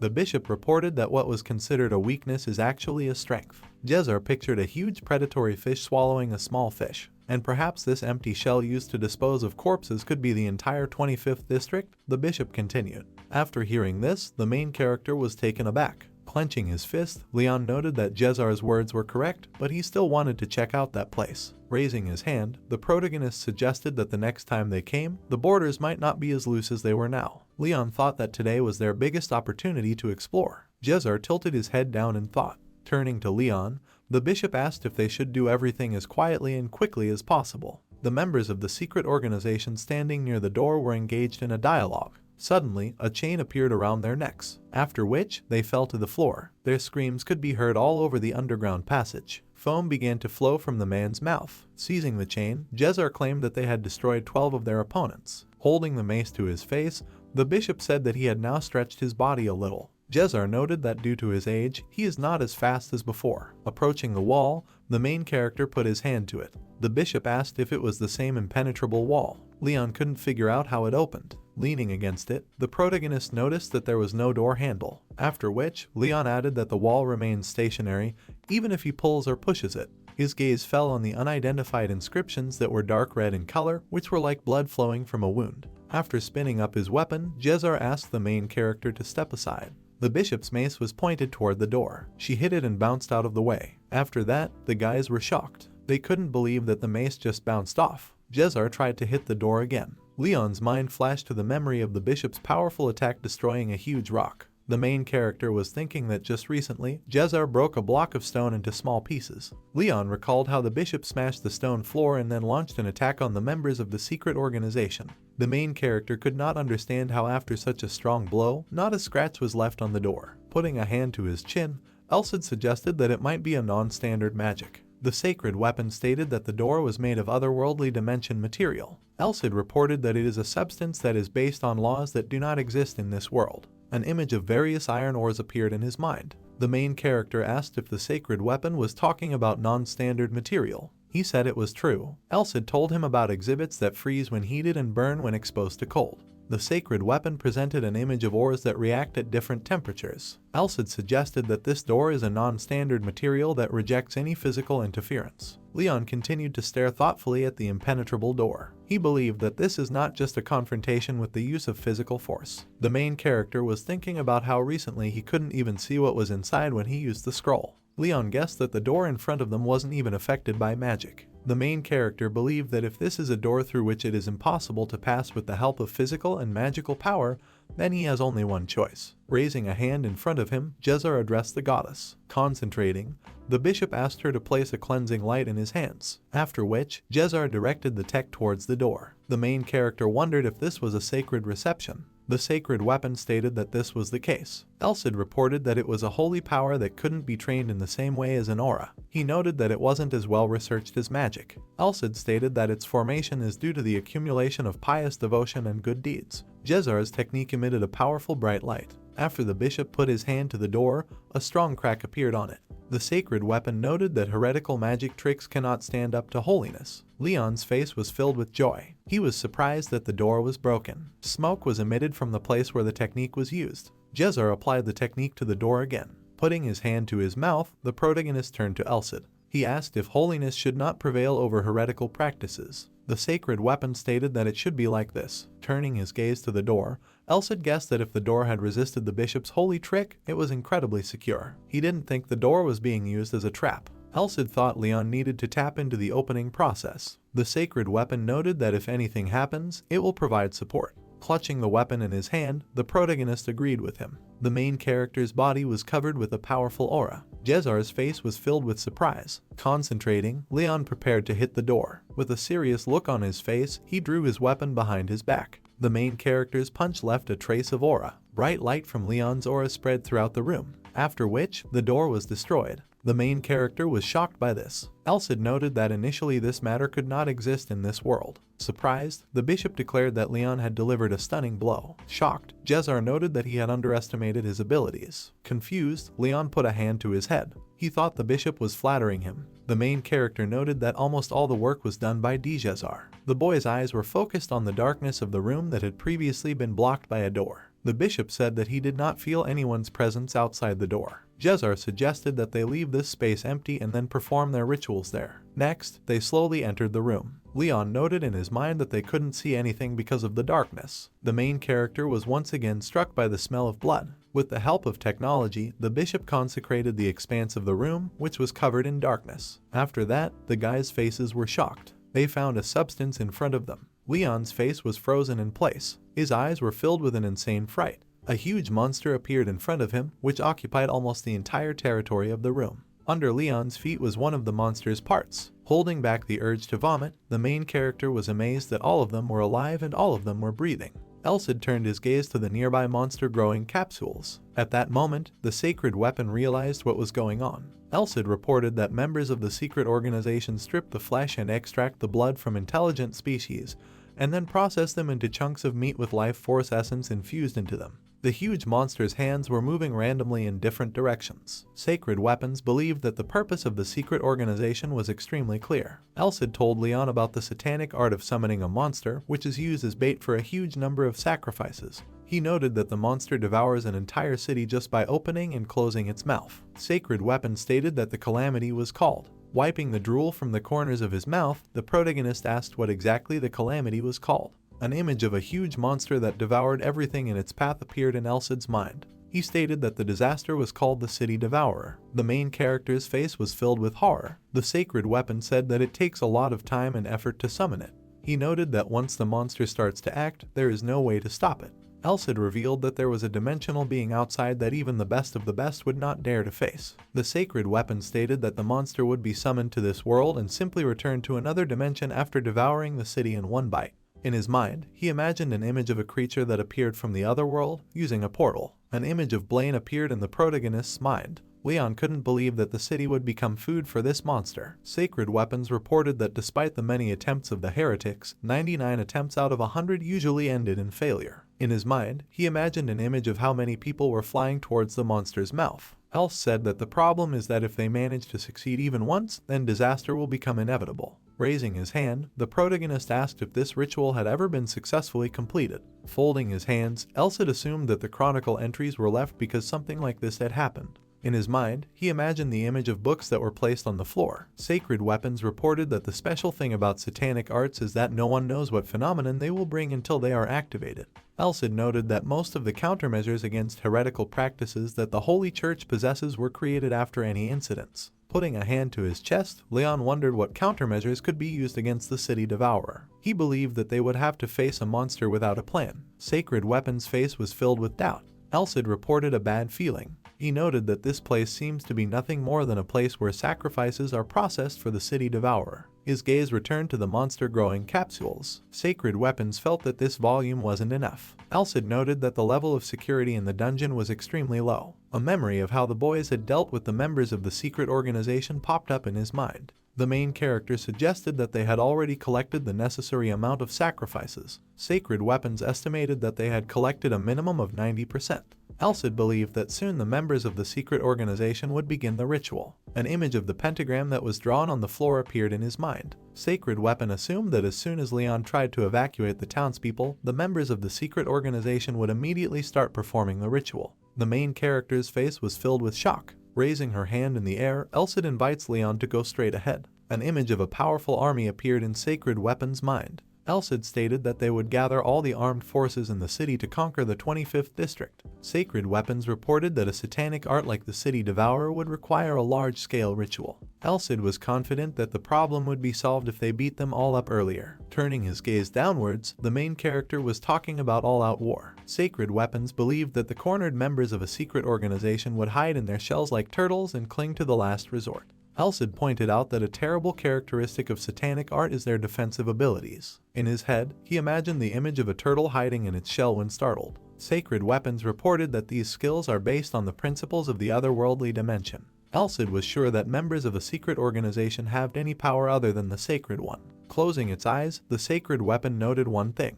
With a smirk, Elsid reported that Leon had it, the Holy Sword. Turning their gaze to the main character, Sacred Weapons stated that they would reduce their strength through all-out warfare, after which they would immediately wipe out the few depleted elites. In his head, Elsid imagined that he was controlling Leon like a game of chess. He noted that so far, the members of the secret organization have no idea that there is a holy sword nearby. The Sacred Weapon said that they would be checkmated, from which they will not be able to escape anywhere. The main character's weapon reflected the glare of light. Leon thought this was the best way. He knew that the members of the secret organization weren't fools, and they probably already realized that the plans were revealed during the attack. The protagonist's face was filled with determination. Leon was sure that they should place a bet. Adjusting his cloak, Jezar addressed the protagonist. Wary, the bishop thought they should get out of there. He assumed that the members of the secret organization realized that they were trespassing on their territory. Picking up the monster from the floor, Leon agreed with him. He wondered what was the point of leaving the monsters alive in this form. His eyes fell on the contents in his hand.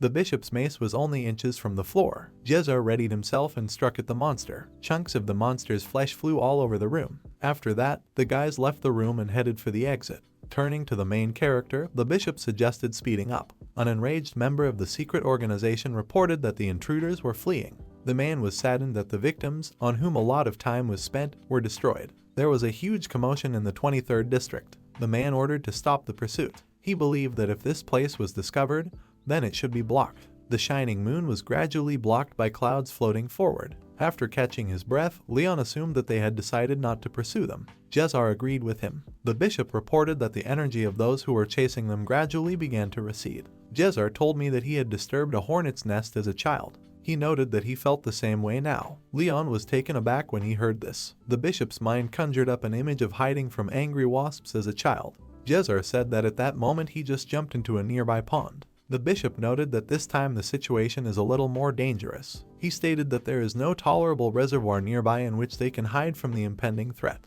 Jezar believed that a place infested with monsters couldn't be compared to a hornet's nest. An image of the room in which the creature was located appeared in his mind. The bishop had a premonition that any reinforcements they requested from the church would arrive too late. Wary, the bishop asked what Leon thought of the whole situation. The protagonist's gaze was filled with doubts. Elsid closed his eyes in thought. Leon knew that in order to implement Elsid's plan, he needed to find an unsurpassed speaker. The protagonist's holy sword was wrapped in a powerful aura. Leon thought that from the very beginning, he only thought of showing the weapon as a last resort. Although the bishop doesn't count, I would like him not to be revealed to others, the main character continued to think. A memory of him and Jezar dealing with members of the secret organization popped up in his mind. Leon assumed that the bishop had some ideas while they were fighting side by side. The main character reasoned that if the bishop sincerely wants to hear his opinion on this matter, then he will speak out. Leon held out his hand and said that he had a wonderful plan. After that, the guys went to the church. On the table was a part of the monster that the main character took from the underground shelter of members of a secret organization. Thoughtfully, Jezar put a hand to his chin. He noted that there are some nuances that are a little unclear to him. The bishop thought they should take the risk. His gaze was directed at Leon. Jezar pointed out that they still had nothing else to try but this. Part of the monster was lying on a piece of cloth. The protagonist asked if the bishop agreed. Jezar said it was true. Overjoyed, Leon knew that this was too complicated an explanation for anyone to believe. In his thoughts, the protagonist noted that this is why he was sure that a real strategist would laugh if he heard something like this. In his mind, Leon imagined the image of a huge monster. The main character understood that information about the city sink was classified even in the church. Leon wanted to pretend that this was a deduction so as to avoid further suspicion. An image of the holy sword that rose above the sun appeared in his mind. The main character was thinking about neutralizing the barrier. Leon felt that if you removed keywords like holy sword from his vocabulary, he would have no excuse but to say that the sun aura was much more effective against the satanic one than Jezar thought. Raising his hand, the bishop noted that even in the Holy Church, sun aura was ranked number 1 when it came to attacking. A small smile appeared on Jezar's face. The bishop said that it is so rare that even he has seen it in his entire life, only in the main character. Jezar had some idea why that was. Clenching his fist, Leon declared that their decision had been made.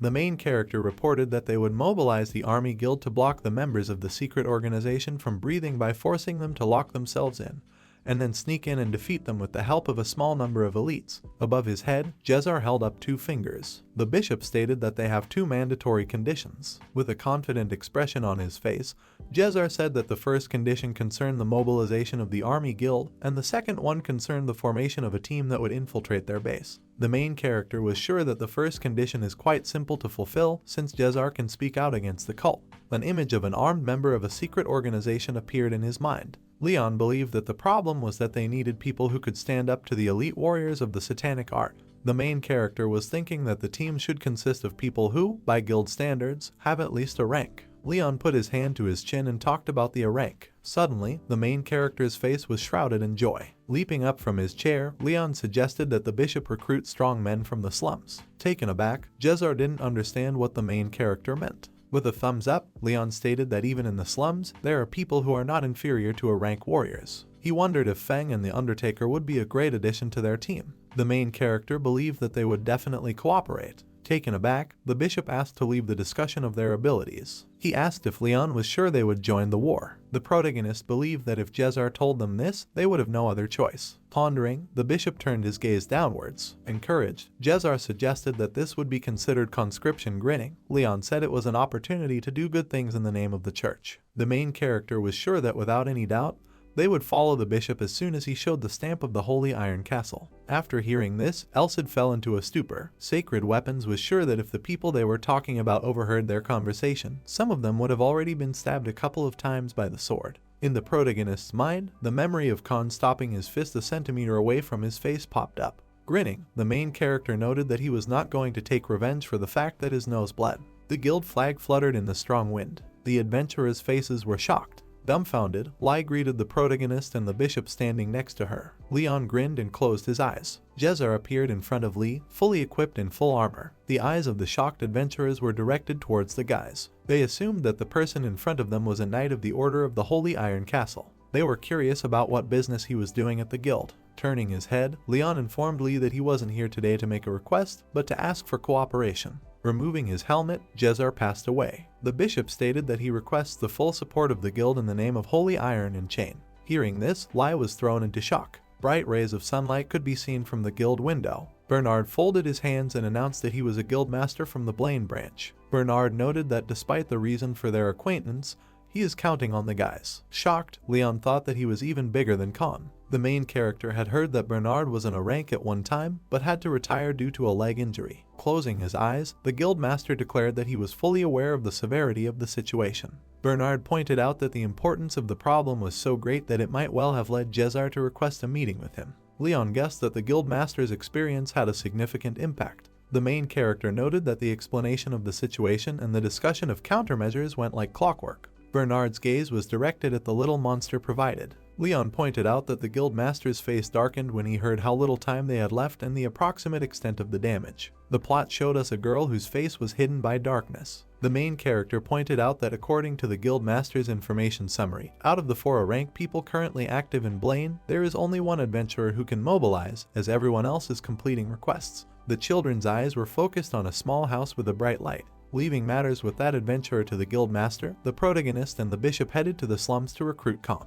Leon noted that the meeting between Khan and the bishop was not so bad. The boys' faces were filled with anger. The main character revealed that Khan had no choice but to accept the call. Leon suggested that this was due to accusations that he had been collaborating with evil for some time. With a smirk on his face, the bishop stated that if Feng refused, he would put every last one of them on the list of heretics. Jezar said that if that was the case, his gang would be better off running to the edge of the continent and hiding in a rat hole somewhere. The main character noted that Feng soon gave up because of so much open threat. Taken aback, Khan put his hand to his face. He was amazed that he had fallen into his own trap. Feng thought this was a chance to exterminate them and annoy the guild long enough. Wary, Jezar stated that this recommendation also applies to the Undertaker. The bishop pointed out that if Feng didn't want to suffer alone, he should give him this message. Turning his attention to Jezar, he asked about himself and the Undertaker. Looking down, the bishop said that 2 would be enough to form the main group. For the rest, Jezar thought it would be enough to evacuate and isolate the city's inhabitants before starting the battle to conquer the 25th district. Grinning, Feng asked if she could cut off the snake's head with a small number of elite warriors. The bishop remarked that for a thug, Khan has a pretty good head. The main character's gaze was directed in the direction of the guys. He felt that they should not exclude Khan from this mess. Leon understood that they all needed to unite against the city devourer. The main character was sure that it was better than if they all died together. A light wind slowly blew the main character's hair. Leon was shocked that such a large number of warriors had gathered in 2 days in the event of an emergency. His gaze fell on the countless army. The main character, along with Jezar, stood on the edge of the cliff, watching all this. Lee directed her gaze at Leon and informed him that an urgent request had been delivered to all guild members of C rank and above. She noted that most of the audience is made up of adventurers. Raising his hand, Bernard guessed that there were about 1,500 people there. The guildmaster believed that they would witness a real battle. A memory of the monster brought to him and the tactics of attacking the 25th district popped up in his mind. Bernard claimed that thanks to the physical evidence they provided, he was able to convince the king. The guildmaster thought that the garrison was already laying siege to the 25th district. Bernard pointed out that close combat would be reserved for adventurers and mercenaries, while troops with insufficient individual abilities would be responsible for rear support by conducting long-range attacks. In his mind, he imagined ranged and melee warriors. Putting a hand to his chin, Elcid noted the wisdom of the decision. Sacred weapons believed that if the attacker was too inexperienced, they would only fall victim to satanic techniques. Elcid was sure that instead of encouraging the enemy to win, it would be much better to constantly get on his nerves, even if only in a slightly passive form. Grinning, the main character thought that they were the main forces here. Behind Leon was the powerful Jezar, the head of the thugs gang Khan. Raising his hand, the bishop said that even if it was only one fighter, the Lord had sent his own man to them. A man in armor appeared in front of them. The man claimed to be a senior knight of the Blaine Count family, Kandart.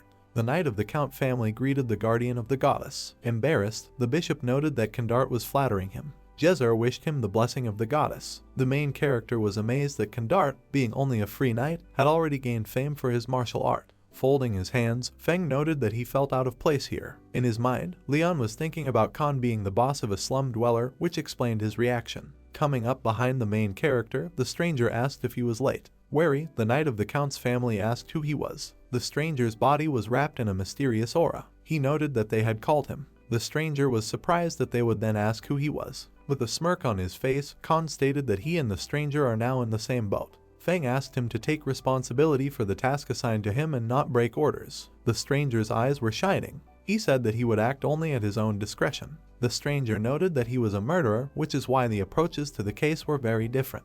The main character's face was filled with fright. Turning his gaze downwards, Jezar said that if the stranger did his part properly, he would not interfere with him. Alert, he clenched his mace in his hand. The bishop noted that if he did not follow along with them with the belief in secret sorcery, he would make them realize that there was no place to hide before the goddess Radiance. Taken aback, the stranger noted that Jezar's words had startled him a little. Then, gradually disappearing, the stranger began to laugh. Leon was amazed that even with the ability to sense the aura and using the swiping technique, it was impossible to detect the presence of a stranger, after which only smoke remained from his presence. Blaine's evening sky was covered in snow-white clouds. Jezar informed them that all they had to do was wait for the last member of the squad. The main character mentioned that he should be on the guild's side. Raising her hand, the girl asked if she was too late. Waving her hand, she noted that she didn't really know anything about the operation, so she had to make a lot of preparations. The girl said her name was Karen. The boys' faces were shocked. The main character couldn't understand how the members of the same team could be so different.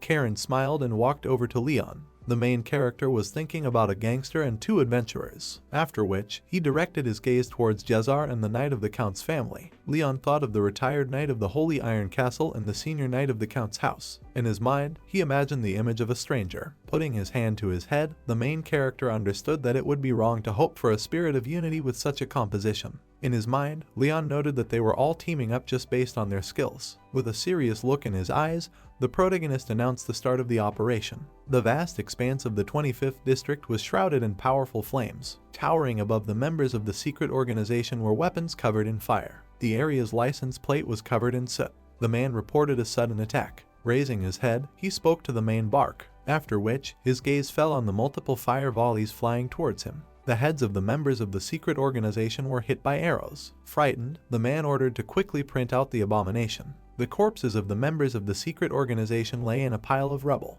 A huge monster appeared in front of them and let out a roar. The knight of the Count's family ordered to open fire on him. The adventurer's arrows were pointed in his direction, after which the monster raised its hand. With just one punch, he smashed the stone hill where the warriors were stationed. The injured adventurer was shocked that the arrows didn't work. The enraged guy called the ranged warriors weaklings. He stated that it was now the turn of the mercenary squad. The guy ordered to destroy everything in its path. The bishop's gaze was focused on the fierce battle. Jezar noticed that the front line was frozen in place. Watching the battle, Elcid reported that the countermeasure was executed brilliantly. Holy Weapon noted that Abomination wasn't such an easy opponent. He believed that the monster would be able to withstand their attacks within an hour. In his mind, the Sacred Weapon imagined a turtle. Elcid said that according to their strategy, those who understand that all-out war is unprofitable will try to hide in their shells. The main character's face was shocked. A powerful tornado appeared in front of them. Elcid thought that it didn't seem like a natural phenomenon. Wary, Leon assumed that this was the work of members of a secret organization.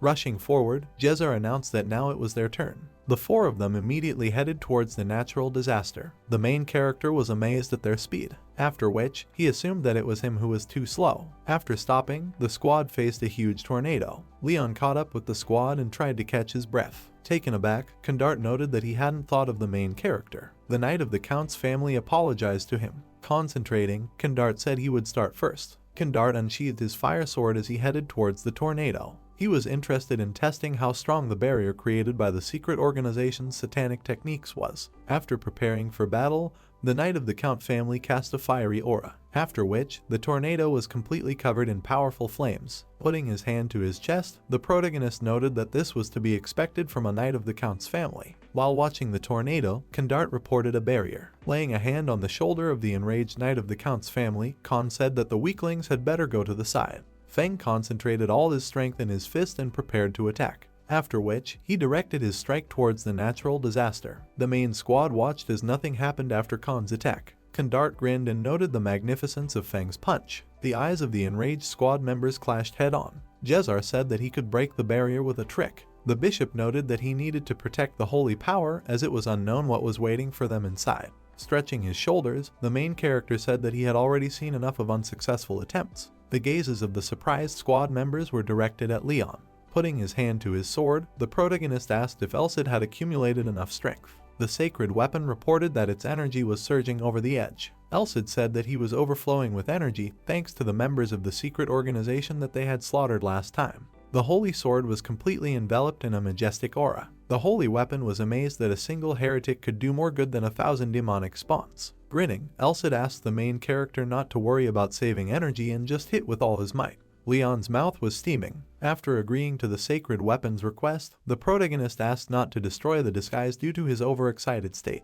Leon's body was filled with the might of the holy sword. The faces of the squad members were shocked. Concentrating, the protagonist pointed his sword towards the tornado. After Leon's powerful punch, the secret organization members' technique disappeared. The main character's attack left a huge hole in the ground. The bishop reported that the satanic barrier had been destroyed. Next, he ordered everyone to head forward. The main group headed for the enemy's hideout. There were puddles of water on the floor. With the help of technology, Jezar illuminated the room. Alert, the bishop asked if the Undertaker was there. Emerging from the shadows, he announced that he was nearby. Leon was glad that all 6 members of the squad had entered safely. Directing his gaze at the children, the protagonist was struck by the fact that even though the bishop and Knight of the Count family were wearing armor, there was no rattling sound when walking. Closing his eyes, Elcid reported that this meant that their basic movements were on a completely different level. The main character understood that he had a long way to go. Pointing her finger forward, Karen asked everyone to stop. She reported that there was a door leading down ahead.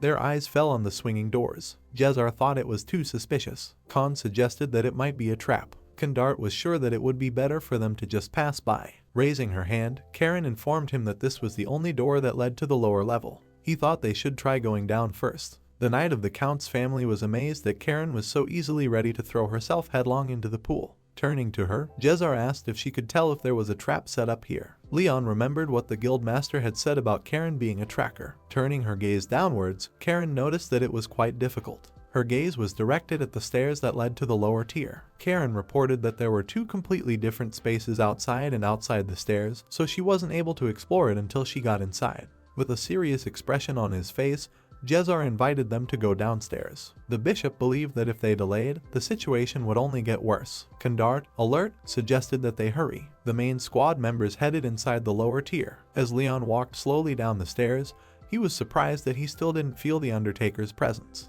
Because of that, he had no idea if he was following them or not. Gradually, the main character descended the stairs. Suddenly, he noticed that strange red lines appeared on the stairs, after which, the floor under Leon's feet evaporated. Out of fear, he closed his eyes. Opening his eyes, the main character found himself in a certain room. Leon didn't know where he was. Turning his head from side to side, the main character was surprised that everyone had disappeared. Leon thought about how his aura sense didn't sense anyone's presence. Tapping on the wall, Elsid guessed that it was a maze. Sacred Weapons considered this to be a classic deceptive technique. Elsid reported that there was an expansion and distortion of space to increase its area. In his mind, he imagined the image of the room surrounding them being formed using the technique of the members of the secret organization. The sacred weapon suggested that the others had been thrown to other locations in the maze. Elsid pointed out that if they were lucky, they might run into them soon. Raising her hand, Karen turned her attention to Leon. She noted that after she fell, she immediately bumped into him. Elsid considered that luck was indeed on their side.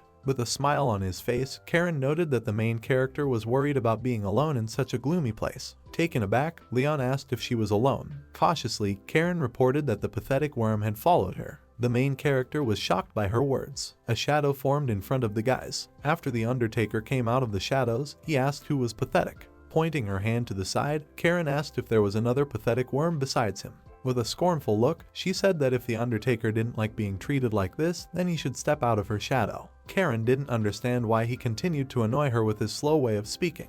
The Undertaker noted that he decides where to stay. Furious, Karen started insulting him. The main character was glad that he was able to reunite with Pathfinder immediately after the release Karen. Leon didn't think Bishop, Khan, and Kondrat were the ones to worry about. The mysterious maze was illuminated. The main character suggested that the guys move on. Karen noticed that she liked Leon's confident tone. Holding up a finger, she wondered if the main character deserved her trust. Leon smiled and said he wouldn't disappoint her, after which, the guys headed forward. Their eyes fell on the many passages of the maze. Karen held up a finger and said they should follow her. Taken aback, the protagonist thought that even when he tried to trust his instincts, it was impossible for him to move so fast. He didn't know if it was normal for him to follow her blindly. Turning to Leon, Elsid stated that she had never made a mistake. He asked him to just follow her. Sacred Weapons noted that Karen's tracking abilities were superior to those of the Wood Elves. In his mind, he imagined the image of an elf standing next to an adventurer. Leon put a hand to her face and asked her if she was that gifted. Elsid assumed that it was due to the properties of the aura. Sacred Weapon considered the dark place to be an advantage to her, on the contrary. After which, Karen raised her hand up. She asked Leon to stop. Karen reported that she sensed the presence of enemies. There were 3 members of a secret organization standing around the corner of the maze. She noted that there is no way to bypass them. Kreen turned to the main character and asked what they would do. Leon believed that he could sense a stronger energy through his aura than the members of the organization and the 23rd District. He pictured them in his mind. The main character understood that they were at a level where even with the power of the Holy Sword, it was impossible to guarantee an unconditional victory. Wary, Leon said that they should be destroyed. Grinning, Karen noted that the main character was too snobby for C rank. She thought that after making such a statement, it would be shameful to ask for help. The main character thought that Karen would burn with shame if she lost to him. Drawing her dagger, she agreed with Leon. Karen's body was covered in a green aura. She suggested that the main character arrange a small competition. Leon was struck by the green-colored aura, after which Karen pushed off from the ground. With the help of technology, she could stand on the ceiling. Surprised, Leon asked if this was also an aura skill. Elsid reported that using her aura, she glued the body to the wall. Seeing how masterfully Karen was doing it, Sacred Weapon was sure that she had gone through some very hard training.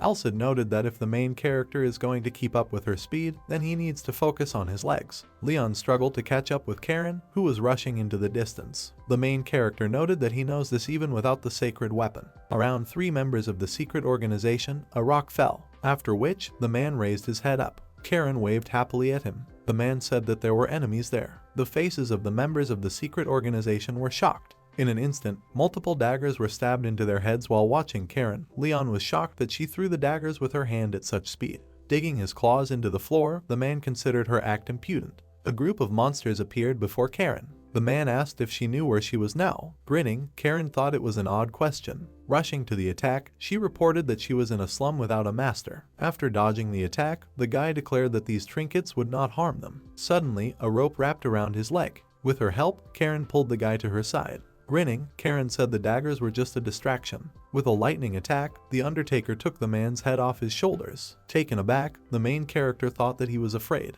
Leon was extremely glad that these 2 were in league with him. He couldn't figure out who his opponent was. Suddenly, an invisible projectile was pointed in his direction. A paralysis appeared on Leon's cheek. Elsid thought that the main character was unlucky. The sacred weapon noted that Leon was the most powerful of the three monsters. Before the main character appeared a member of a secret organization. Leon was startled that Elsid had said this just now. After concentrating, the main character believed that if he used the Providence technique and hit with full force, a memory of a member of the secret organization throwing an invisible projectile at him popped up in his mind. Leon wondered what exactly he had thrown at him. The monster's chest was completely covered in spikes. Seeing this, Leon was thrown into shock. He thought back to how he had fought the stone slimes. The main character suggested that he had already encountered this kind of attack. After which, he thought of the stone slimes. The monster's spikes were rapidly heading towards Leon. The enraged protagonist prepared to defend himself. With multiple attacks, Leon cut through the monster's spikes. Next, he charged towards the shocked monster. The member of the secret organization couldn't believe what he was seeing. The monster asked if Leon meant to say that he had shredded his spikes. With the help of a powerful attack, the main character cut the monster into two parts. He knew that if he didn't have the foresight skill, he wouldn't be able to react properly. The holy sword was filled with a powerful aura. Leon believed that without the holy sword, he wouldn't have been able to cut this heretic in half. Folding his hands, Elsid noted that this was due to the efforts that the main character made to deal with this force. Sacred weapons considered that Leon was still far from perfect. Smiling, Karen was surprised that the main character had already finished. She noted that despite the fact that Leon took down the opponent a few seconds later than her, he still did well. In her hand, Karen held a portion of the monster's tentacles. The adventurer stated that despite being rank C, the main character dealt with the heretic alone. She assumed that Leon was one of those who lacked achievements compared to their skills. Karen called the main character newbie. Taken aback, Leon said that the adventurer can think as she pleases. Suddenly, the main character went into shock. He didn't know what the feeling was. His gaze was focused on the remains from the monster that Karen had destroyed. The sword marks left by two people who have nothing in common somehow look too similar, Leon continued to think. The head of the defeated member of the secret organization froze in one position. The main character thought that if you look closely, the cross-section and depth of their wounds are very similar. Leon's face was filled with shock. Putting his hands on his side, Elsid asked if the main character had finally noticed. The sacred weapon claimed that he was right. After the fight was over, Karen put away her daggers. Smiling, the adventurer noted that thanks to Leon, dealing with the members of the secret organization was much easier. Turning her head in the direction of the Undertaker, Karen said that she wasn't sure about the pathetic worm. The adventurer didn't think that he would be able to keep up with her. Grinning, she assumed she was mistaken. Directing his gaze downwards, the main character asked the sacred weapon to show Karen's stats. After which, Elsid used his technique on the adventurer. The plot showed us Karen's abilities. The screen indicated that Karen's title was Mortician Killer. The main character's face was shocked. Smiling, the adventurer invited Leon to continue on their way. The shocked protagonist agreed with her, calling her a respected senior comrade. His face was full of emotion. An image of Karen, who was depicted on the map, appeared in his mind. The main character was surprised that in the sun, she is a rank adventurer, Karen, while in the shade, she is an elite assassin called the Undertaker. Leon's face was filled with excitement. He was shocked that he was currently exploring a maze with one of the three great evils of the slum. The main character thought it was very risky. Leon couldn't believe that the beautiful adventurer who created a fun atmosphere around her was actually one of the leaders of the slums. An image of Karen and one of the slummaster appeared in his mind. The main character thought that this is a fact that no one guesses. After thinking about it, Leon suggested that Khan wasn't aware of this. He believed that the guild master would have told him too if he knew about it. An image of Feng and the guild master appeared in his mind. In his mind's eye, he pictured the face of an enraged Jezar. Wary, the protagonist knew that if the bishop discovered this deception, Karen would not be able to handle the consequences. As Leon watched the adventurer, he reflected that at the moment, he was the only one who knew the secret of Karen's true identity. He didn't think that anyone else knew that fact. The main character didn't understand what he was getting himself into. Leon was sure that in this situation, she would not leave him alone. In his mind, he imagined Karen reincarnating as the Undertaker. The main character understood that for the killer, his identity is the most secret. He believed that any means were used to silence forever anyone who found out this secret. Startled, Leon was sure that he needed to be extremely careful. The main character believed that he should monitor every, even very minor, change in his facial expression. He knew that the assassin was watching him closely at the moment. Karen raised her fist and told them to turn left here. The adventurer noticed that there were enemies ahead again. Their eyes fell on the enraged monster. Saliva dripped from its mouth. The monster's saliva had a powerful effect that could burn through the floor of the maze. Peeking out from the corner, Karen stated that the monster's appearance made her no longer have any desire to fight. The main character suggested that it's not just about her aesthetic taste. Directing his gaze in Leon's direction, Elsid informed that Karen would have a hard time resisting him just by throwing daggers at him. Sacred Weapon stated that if that monster was summoned through the satanic summoning technique, then it would also have regeneration abilities. Raising his head up, the main character asked if they could somehow get around the monster. The adventurer reported that it would take another 30 minutes from the top. Scattered around the enraged monster were the bones of the enemies it had eaten. Leon knew that he couldn't be certain that they wouldn't encounter the same monster on their way around. The main character believed that he still had to fight him. Looking out from the corner, Leon guessed that the members of the secret organization intended to stall for time until the monster devourer was activated. The main character was confident that if they managed to activate it, the victory would be in their pocket. Leon knew that there was no need for them to face them directly. He was thinking about what he needed in this situation. Staring down, the protagonist turned to the Undertaker. Emerging from the shadows, he waited for Leon's words. The main character asked if he could deal a fatal wound to the monster. Thinking about it, the Undertaker asked what if that was the case. Leon turned his head and said that he and Karen would tie his hands and feet, and he asked the Undertaker to be ready for this. Whether you like it or not, we're in the same boat, so wouldn't it be more profitable to fully cooperate now? Continued the main character. The adventurer's face was frozen in one position. After some thought, the Undertaker agreed with him. Delighted, the main character stretched out his hand forward. Leon was thinking that almost all of the stamina he'd spent trying to get this far had been restored. The main character believed that now he needs to try his best. I heard some sounds, and the monster turned its head. He watched the enraged Leon who was heading in his direction. After which, the monster let out a strong roar. A mysterious technique was forming in its mouth. Leon's holy sword was shrouded in a sacred light.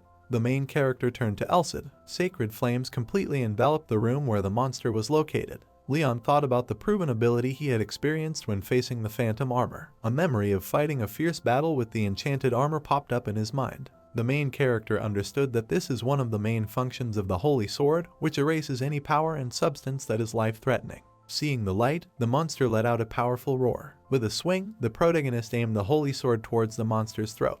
A parasite appeared on his throat. Leon was disappointed that he had inflicted too shallow a wound. The monster's paws were pointed in the main character's direction. After dodging, Leon started to step back. The main character believed that he wouldn't be able to dodge next time. His face was filled with fright. After which, Leon applied insight. Concentrating, the main character once again appeared before a powerful monster. Leon believed that at least once more he should repel his attack. Suddenly, Karen appeared behind the main character. The adventurer asked Leon to hit the monster again. Thinking about it, the main character could not understand whether to trust him or not. After thinking about it, Leon charged towards the enemy. His weapon gave off a powerful aura. Many of Karen's daggers were flying towards the monster. Using its tails, the monster deflected the adventurer's daggers. After which, the main character pointed his sword towards his neck. After being hit, the monster once again let out a powerful roar. As a result of the failed attack, Leon decides to retreat. The main character was amazed that this time he also barely touched the monster. Leon's face was filled with emotion. He believed that he needed to move even faster and put more force into the punch. After preparing to attack, the monster began to swing its tails. Suddenly, his face was thrown into shock. The monster's eyes were fixed on its paws. Surprised, Leon thought about the monster's movements. Under his paw were the Undertaker's daggers. The monster's entire shadow was consumed by the weapon of one of the Slumdog Evils. Emerging from the shadows, the Undertaker froze in one position. He directed his gaze at the monster and ordered it to die. Immediately, the monster's body was pierced by many huge shadow blades. Because of that, the monster let out a roar. After which, the bloody corpse collapsed on the floor. Shocked, Leon couldn't believe that an rank ability was displayed in front of him. Stunned, Else noted that the monster's wound didn't regenerate. The sacred weapon suggested that an attack that exceeded the monster's regenerative ability was made. A lot of blood splattered on the floor. The protagonist was thinking of a deadly lunge that would bring down a single opponent once and for all. After finishing the attack, the Undertaker pulled the daggers in his direction. Leon believed that such an action really corresponds to the image of the killer. Putting her hand on the main character's shoulder, Karen noted that for a hastily assembled group, they have a good teamwork. She asked if the boys thought so. Closing his eyes, Leon agreed with her. The main character stated that throwing daggers at tails was unimaginably cool. A memory of an adventurer attacking a monster with a ranged weapon popped up in his mind. Raising her hand, Karen noticed that it was nothing compared to the pitiful worm's attack. The adventurer had no idea that the Undertaker could use such a grandiose martial art. Her gaze fell on the monster's corpse. Karen noted that this can be called the highlight of the killer. Closing her eyes, the adventurer believed that the Undertaker had not set his sights on the place of the king of the slums for nothing. Pointing a finger into the distance, Karen asked if they were going any further. She assumed they didn't have a second's respite. Smiling, the main character said that it was time for them to move out. Leon understood that this sweep operation was based on a battle against time. The main character believed that victory or defeat depended on whether they could arrive at their destination before the ritual was completed. Leaning against the wall, Karen began counting the members of the secret organization. The room was full of them. The adventurer reported that there were 8 heretics. She assumed they were moving too fast. Alert, the boys peered out from under the corner of the maze. Karen said they were going to have to work hard this time. Watching the heretics, the main character thought that when it came to judging the power of their enemies, there was no one better than Karen on their team. As he watched the member of the secret organization, Leon thought that each of them was so powerful that it involuntarily made one's body shudder with fear. The main character understood that even in a battle with previous opponents, it was extremely difficult to guarantee victory to a group of 2 or 3 people. Leaning down, Leon stated that in the current situation, they had no choice but to wait for Karen's mission companions to join them. After that, the main character noted that they can go in search of them themselves. The adventurer reported that both options are problematic. Karen pointed out that if they arrived too late, or if they already missed each other on the way, then it would all be over. The adventurer's face was filled with emotion. Leaning against the wall, Karen was upset that they'd come all this way and had to roll the dice for luck again. In his mind, Leon thought that from the outside, Karen looked like an ordinary adventurer. The main character noted that he feels uncomfortable because he knows her true identity. Suddenly, Leon heard some sounds. The walls of the maze began to shake. Karen didn't understand what was going on. Cracks began to appear on the walls of the maze. Directing his gaze upward, the main character believed that it was very close. Elsid reported that it was a shock wave that was caused by the collision of huge forces. Alerted, the protagonist assumed that someone from their squad was fighting. The members of the secret organization were discussing something. Hearing some sounds, half of them headed towards him. Looking out from the corner, Leon thought that the 4 of them had gone to the place where the sound was coming from. He knew that in this scenario, they had a better chance. His gaze was directed at the startled heretics. The main character wondered whether to go to the rescue of their comrades who are now fighting, or to attack the enemies, of which there are many times fewer, and break through. Leon's face was covered in beads of sweat. Raising his hand, the main character suggested that it would be better if they teamed up with the others. Leon pointed out that if the breakaway group of enemies gained the upper hand in return, they would have to fight on 2 fronts. The main character believed that if one of their team was defeated, a huge hole would appear in their strength. Raising his fist, Leon asked if they should try their best to gather all their strength. Closing her eyes, Karen realized that the main character's reasoning was correct. The adventurer reported that the remaining 4 didn't look like an easy target either. Putting her ear to the ground, Karen said that before they moved out. After listening, the adventurer froze in one position. A field formed around her that showed her the way. Karen held up her finger and told Leon to follow her. Watching the walking adventurer, in his thoughts, the main character noted that the level of extrasensory perception of Karen was beyond human capabilities. He suggested that this is an ability that combines insight and sound detection techniques. Screams continued to come from the depths of the maze. As the boys watched, the monster plunged a claw into the back of their comrade. Their faces were filled with shock. The body of the Knight of the Count family was pierced by many attacks. His lifeless body hung on the monster's claw. Kondrat's mouth was bleeding. Enraged, Leon lunged in his direction. He understood that he was surrounded by 2 enemies. Many tentacles tried to attack the enraged Leon. The heretic who was standing opposite the main character asked that this baby be left to him. Leon's face was filled with hatred. He thought about being attacked by 1 when Karen was attacked by 2. The adventurer was waiting for the members of the secret organization to attack. Watching the corpses of the heretics, the protagonist realized that those who were lying on the floor were killed by a Knight of the Count's family. Turning to Leon, Elsid said that he didn't need to worry about Karen. Sacred Weapon noted that what was more important was that his opponent was extremely strong. Elsid asked the protagonist to put aside all extraneous thoughts and focus entirely on who was standing in front of him. The secret organization member's face was enveloped in a red aura. The heretic folded his hands and spoke of love and justice. After applying the technique, a mysterious blue aura appeared all around Leon. The shocked protagonist thought of the blue mist. The heretic said that Leon should take it as an honor. He said that the main character can go to Polly just by touching the mist. The secret organization member's body was shrouded in a powerful technique. Using a wandering ghost on some small fry like you means giving a luxurious death. The heretic continued. Wary, Elsid assumed that a member of the secret organization had used Summoner. An image of the members of the secret organization appeared in Sacred Weapon's mind. Elsid reported that in general, heretics fall into two categories. The sacred weapon tells the protagonist about mutants who use satanic techniques on their bodies, such as the monster they encountered earlier. After which, Elsid told him about summoners, which summon creatures from other dimensions. His gaze fell on the heretic standing in front of them. Sacred weapons noted that all of them didn't possess even a shred of sanity. Leaning the sword against his face, the protagonist asked if the member of the secret organization was talking about a luxurious death. With an angry look on his face, Leon claimed that the heretic had stolen the line from him. After which, the main character threw his punch. Grinning, the member of the secret organization thought that he had come across a very stupid guy. The heretic asked if Leon thought that a sword that represented a physical body would affect spiritual powers. At that moment, the secret organization member's technique was destroyed. The heretic's face was frozen in shock.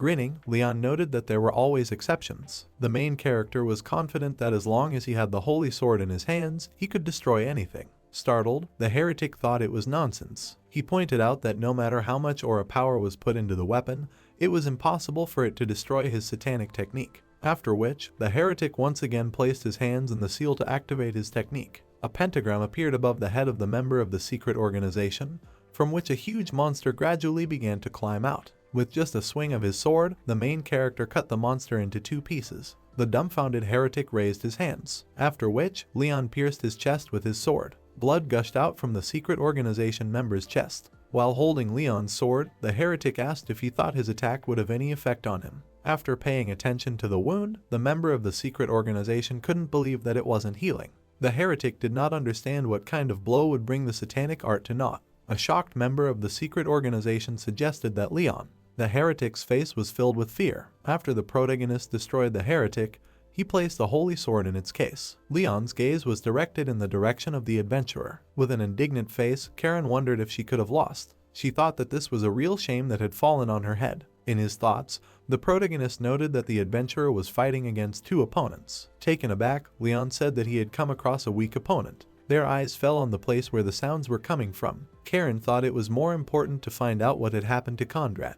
The heavily injured knight of the Count family apologized for appearing before them in such a sorry state.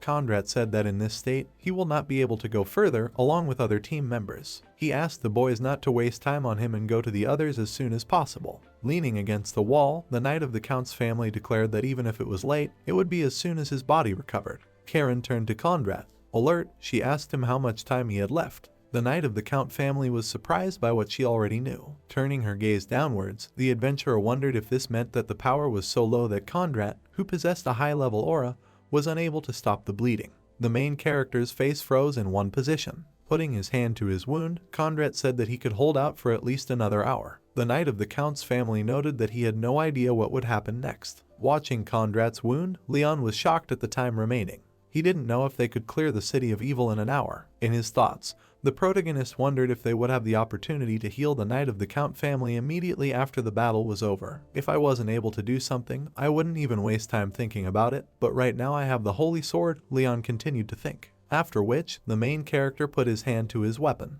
Thoughtfully, he turned to Elsid. Sacred weapon agreed with him. The main character leaned his hand against Conrad's wound. Elsid stated that if he repeated after him word for word, the holy healing art would be activated and the wound would heal. Karen's face was in shock. Concentrating, Leon turned to the goddess. The maze room was covered in a powerful holy aura. The protagonist asked that the light of those dedicated to justice not be shaken by the cold wind in Death Valley. The Count family knight's wound gradually began to heal. Conrad's face was filled with emotion. A shocked Karen believed that this was commensurate with the bishop's sacred reception. The wound on the Count family knight's body had healed. Delighted, Conrad told Leon that it was he who had planned the attack on the 25th district. He noted that after seeing the main character's abilities, he understands why he is a leader. Conrad said that it was now very clear to him why Djezar trusted him so much. A knight of the Count's family has declared that Leon is a candidate for the Cardinals of the Holy Order. With a smirk on his face, Elsid was surprised that the main character was first a paladin candidate and now a cardinal candidate.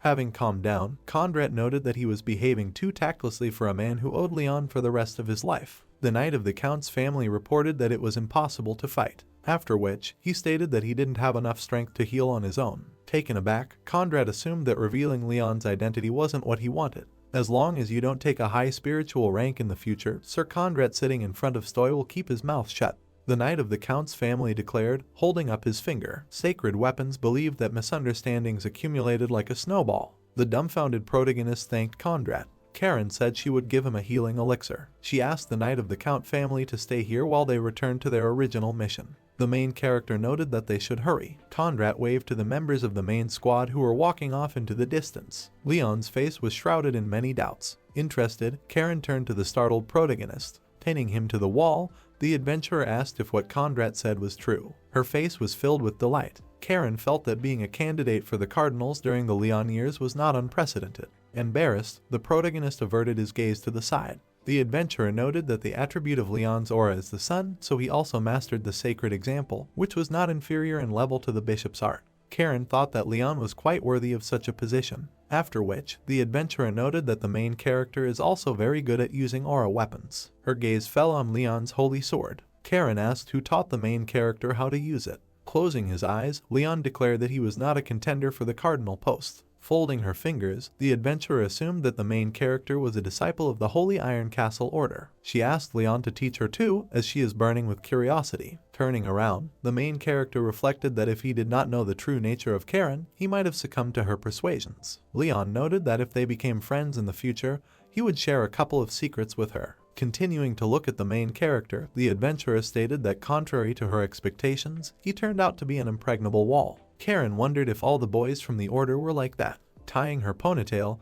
the adventurer noted that usually, if she asks for something, almost all men immediately comply with her request. In his thoughts, the main character did not understand who could remain indifferent to seduction in such an open form. Turning his gaze downwards, Leon asked Karen to put all the jokes aside for later and think about how they should proceed. The adventurer's face was filled with displeasure. Directing his gaze in Karen's direction, Leon asked if they would look for other team members or if they would try to break through together. After finishing her hair, the adventurer declared that they wouldn't have to worry about it anymore. Hearing this, the main character's face was covered with many questions. Karen smiled and told him that he would know when they were there. After that, the guys went on their way through the maze. Before their eyes, one of the heretics fell dead. Their eyes fell on Jezar and Khan, who were among the many corpses of members of the secret organization. The bishop was glad that the main character had come to them. Feng noticed that the little ones were reaching out to them. In his mind, Leon felt a little sorry for the heretics. Jezar smiled and said he was glad to see the boys safe and sound. The Undertaker came out of the shadows and asked if the bishop was happy to see him. Turning away, Jezar said he had no idea he was there either. Hearing this, one of the evils of the slum fell into a stupor. The walls of the maze were shrouded in darkness. The main character reported that Kondrat was seriously injured, because of which he is now restricted in movement. Khan folded his hands and listened intently. Leon noted that a Knight of the Count's family needs about 2 hours to fully recover. The main character thought that they had time to wait for him. Putting a hand to his chin, Jezar knew there was nothing he could do about their situation, and the 5 of them would have to go ahead. Turning to Karen, Feng asked if she was an adventurer, if she had any useful artifacts. Khan pointed out that if she doesn't want to lose face due to excessive greed, then she needs to get everything out of her pockets quickly. Grinning, Karen asked who Feng was to talk to her like that. The adventurer called Khan a bloodsucker who siphons blood from the common people. Feng's face was filled with rage. Taken aback, Jezar asked everyone to calm down. The bishop said that now he will announce their plan. With confidence on his face, Jezar stated that he, who has the greatest resistance to satanic techniques, will be in the vanguard, while Khan and Karen will move in the middle of the formation. Pointing his finger at Leon, the bishop stated that he would stay at the back of the formation to protect the team's rear. Jezar pointed out that they should keep the main character as their trump card.